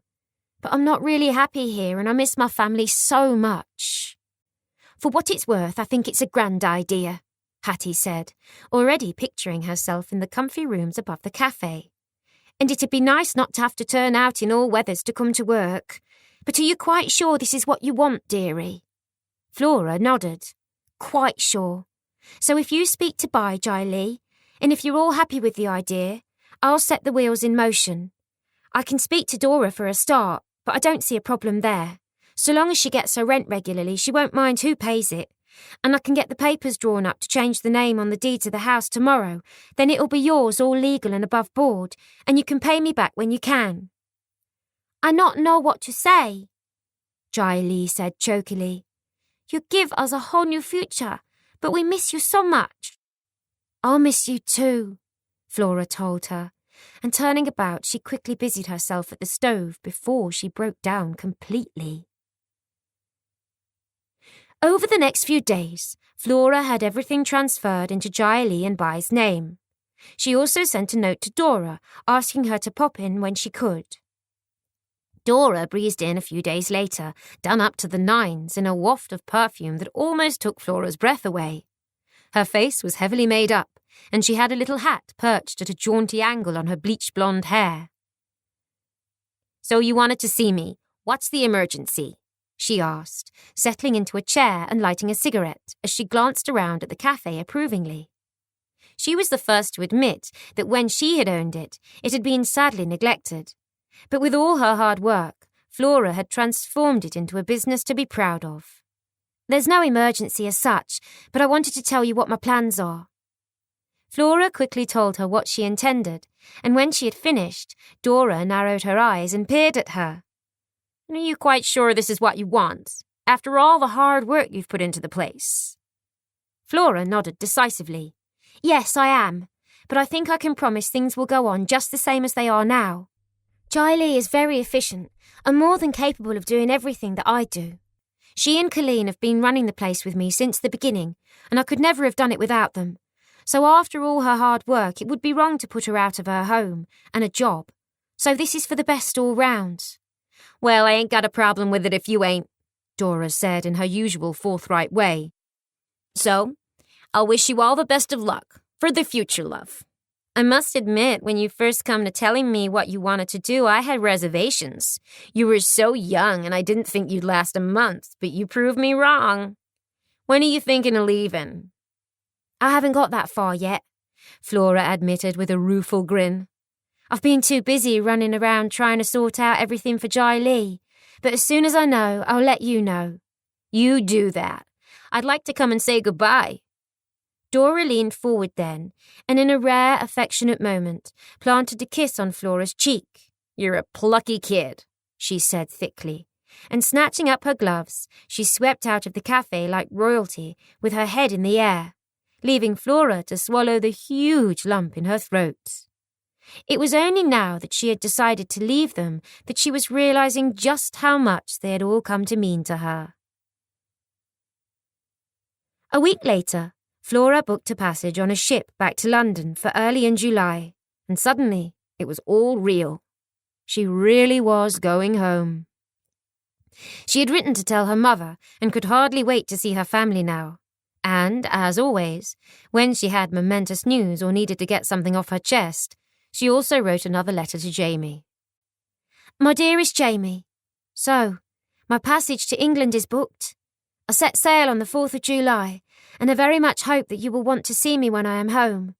Perhaps in person I can explain to you why I behaved in the way I did. My dearest hope is that one day you might find it in your heart to forgive me and give me a second chance. Your loving Flora, kiss, kiss, kiss. And then, with a heavy heart, she added the letter to the others that had never been sent. Even now, she couldn't quite pluck up the courage to post it. Before you go anywhere, we need to go shopping for some new clothes for you, Hattie told her one day. You can't go aboard a ship in them you're wearing. They'll think you're the cleaner, my girl. I suppose I could do with a few new ones, Flora admitted doubtfully, looking down at the faded skirt and blouse she was wearing. Since opening the cafe, clothes hadn't been high on her list of priorities. She'd always reasoned that she never went anywhere to wear them anyway. But now she supposed it wouldn't do to turn up at home looking like some down and out. And so, a few days later, after leaving the cafe in the capable hands of Jai Lee, Hattie and Flora hit the shops. Flora had gone prepared to buy just a few basic necessities, but Hattie had other ideas, and dragged her from one shop to another. I don't need anything else, Flora protested eventually. I'm loaded down with bags already. But although she was protesting, she'd been really enjoying herself. She wasn't used to spoiling herself, and had forgotten what good fun it could be. Hattie sniffed. I dare say we've got most of what you need, but we'll go and have a cup of tea and a bite to eat now. My treat. Then I can check what we've bought and see what else you might need. As Flora had quickly discovered, Hattie could be as stubborn as a mule when she wanted to be. So she meekly followed her into a small restaurant where they ordered sandwiches, a selection of small cakes, and a pot of tea.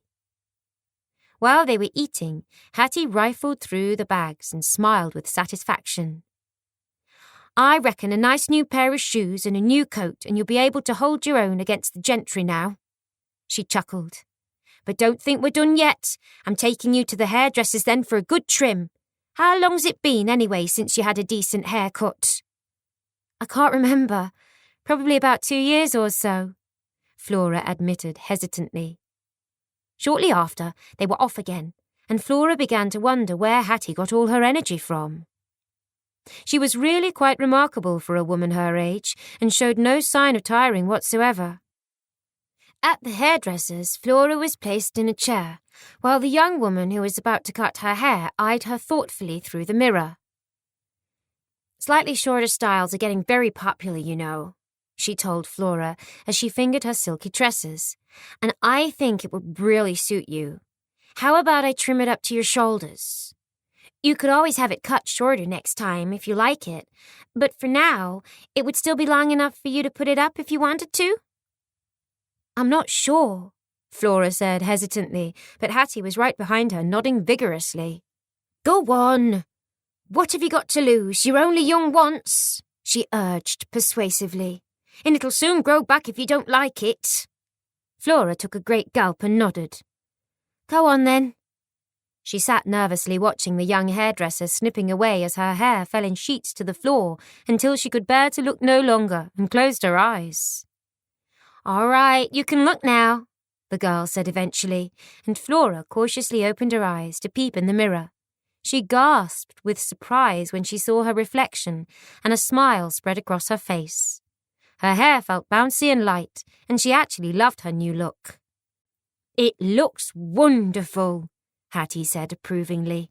There's no point having lovely thick hair like yours and tying it back all the while so no one can see it. Flora turned her head this way and that, feeling like a new woman, and then quickly paid the hairdresser and gave her a generous tip. They'll not recognise you when we get you home," Hattie teased on the way back. "Especially when we've got you into some of these new togs." She was quite right. When Flora entered the cafe laden down with bags and sporting her brand new hairdo, both Giley and Hilda gasped. "Why, you look like one of them fashion models in a magazine," Hilda declared, doing a full turn around Flora and making the girl blush to the roots of her hair. As her hand rose self-consciously to stroke her hair, she told them, "It was Hattie's idea. And a very good idea it was, too," Hilda crowed. "If she can make me look like that, I'll let her take me shopping and all." "Huh, I ain't no good at miracles," Hattie snorted, which earned her a gentle whack with the tea towel.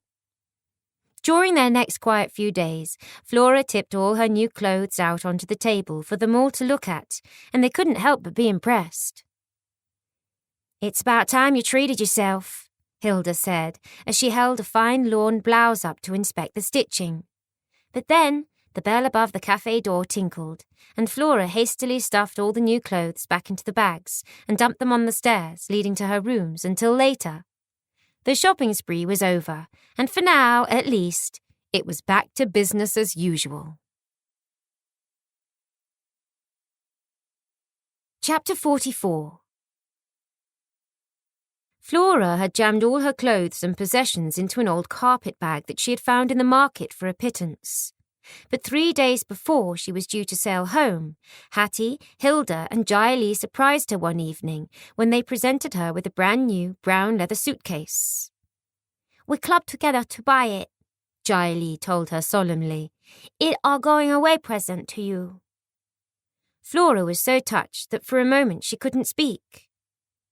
"Thank you so much. It's lovely and I shall treasure it." She sniffed at the new leather appreciatively and, laughing, she told them, "The trouble is, it's so smart I don't want to use it." Tilly, who had now come back to work on light duties, giggled. She'd been in the process of peeling some potatoes, a job she could do sitting at the table, but she'd stopped to see them give Flora her present. Each morning, on his way to work, Ernie walked her to the cafe, then came to collect her to take her home again when he'd finished. He watched over her constantly like a mother hen, and Tilly was opening up like a flower before their very eyes, thanks to his devotion. She had hero-worshipped Ernie ever since she was a little girl, and could hardly believe that he now had feelings for her. "You just mark my words, them pair will be wed before the year's out," Hattie whispered to them later that afternoon, when they all sat together having a well-earned break. Flora hoped that she was right, because she'd seen a change in Ernie too. The sad, haunted look had gone from his eyes now, and she had an idea that he and Tilly were going to be very happy together. Just the day before, she had received a letter from Colleen, who had informed her that Ben had taken to work on the small holding as if he'd been born to it. He never tired of working with the animals, and Colleen was happy to report that he and her mammy and siblings all got on like a house on fire. "Sure, I sometimes think they love him more than they love me, so I do," Colleen had written, which made them all titter when Flora read it out to them. "Seems like love is in the air," Hattie said, as she and Flora worked side by side in the kitchen later that day. "Now, let's just hope that some of it rubs off on you, eh, miss?" "I doubt that's very likely," Flora answered. That all depends on if you're big enough to swallow your pride and make the first move towards that young man you left behind when you get home." Flora pretended she hadn't heard her and got on with what she was doing. Before they knew it, the day that Flora was due to sail had rolled around, and the mood in the cafe was subdued. Dora had come to wish her well and say a tearful farewell to her the day before, and now they all got ready to go with her to the ship to wave her off. Everyone she had come to love was there. Hattie, Hilda, Giley and Bai, Ernie and Tilly, and even Jimmy and Sam had come along. As they set off, with Jimmy carrying her spanking new case for her, and Flora looking lovely in one of the pretty summer dresses that Hattie had talked her into, she paused just once to stare back at the little house and cafe she had worked so hard on. But then, she purposefully looked straight ahead. She would never forget the friends she had made in New York, but it was time to think of the future now. Everything was hustle and bustle on the quay when they arrived, as people hurried for the gangplank and yelled for porters. "Now are you quite sure you've got everything?" Hattie asked, to hide her distress. She had never been blessed with a daughter, but had she been, she would have wanted one just like Flora. "Tickets? Money?" "It's all in here." Flora patted her bag and gave her a reassuring smile as the others gathered around to say their goodbyes. There was a quick pat on the back from Sam and a peck on the cheek from Jimmy and Bi, a hug from Ernie and Tilly, tears from Hattie and Hilda. And finally, it was time for her to say goodbye to Jai Lee. Her pregnancy was now confirmed and she had a special glow about her. "You take good care now," the little Chinese girl told her. "You're very special to me, like sister. And thank you for all you do for me and Bai. We never forget you." She patted her stomach then and told her, "If baby is girl, we're going to call her Flora after you." Flora could only nod as they clung to each other for a moment. She was too choked to speak. And then she broke away and headed blindly for the gangplank. The goodbyes were proving to be far more difficult than she had thought they would be. As she began to ascend the gangplank, the first flutterings of panic began to set in, and Connie's face flashed in front of her eyes. What if this ship sank too? Flora gripped the rail firmly as sweat broke out on her forehead and her heart began to thud painfully. By now, she was amongst a rush of passengers, all eager to get aboard, and she felt herself being swept along with them until suddenly she was on the deck, where a waiting steward asked to see her boarding pass. She fumbled in her bag and handed it to him, and looking at the clipboard he told her, "You're in cabin 208. Your luggage will already be there, miss." "Thank you," she croaked, as he turned to the next passenger in the line. She stumbled to the rail and gazed down into the sea of faces on the dock, desperate for a sight of her friends. After a moment she saw them, all smiling and waving frantically, and it gave her courage. "I can do this," she told herself sternly. "Lightning doesn't strike twice." Even so, it took every ounce of courage she had to stand there and wave back at them. It seemed an age until the gangplank was hauled up and the sound of the enormous engines chugged into life. She was gripping the rail so tightly that her knuckles had turned white, but still, she managed to keep the smile plastered to her face until eventually New York and the faces of the people she had grown to love became just specks in the distance. Only then did she venture away from the rail, and on legs that felt as if they had turned to jelly, she went to locate her cabin. When she eventually found it, she discovered that it was nowhere near as opulent as the ones she and Connie had had aboard the Titanic. It was quite small, with just a single bed, a small wardrobe, and a tiny bathroom leading off it. There was no balcony, but it did have a porthole that looked out over the sea, and it was comfortable and adequate for her needs, so she had no complaints. She stayed in her room all day reading and didn't venture out until hunger got the better of her, and she went in search of the dining hall. Every second her ears were straining to listen to the engines in case they stopped abruptly, as they had when she was aboard the Titanic. But they chugged away comfortingly, and slowly she began to get over her panic and feel a little more in control of herself. Over the next few days, she kept herself very much to herself. Occasionally she went for a stroll on deck, but the majority of her time was spent reading, as she took full advantage of the ship's small library. And then, at last, her homeland came into sight in the distance, and tears of relief sprang to her eyes. It was late in the afternoon when the passengers finally left the ship, and for a moment she stood on the quay, relishing the feel of dry land beneath her feet. Tightly clutching her shiny new suitcase, she wondered if she should book herself into a small hotel for the night. But by now she was so eager to see her family again that she decided she would head for the train station, even if it meant travelling through the night on the next train bound for London. End of CD 9.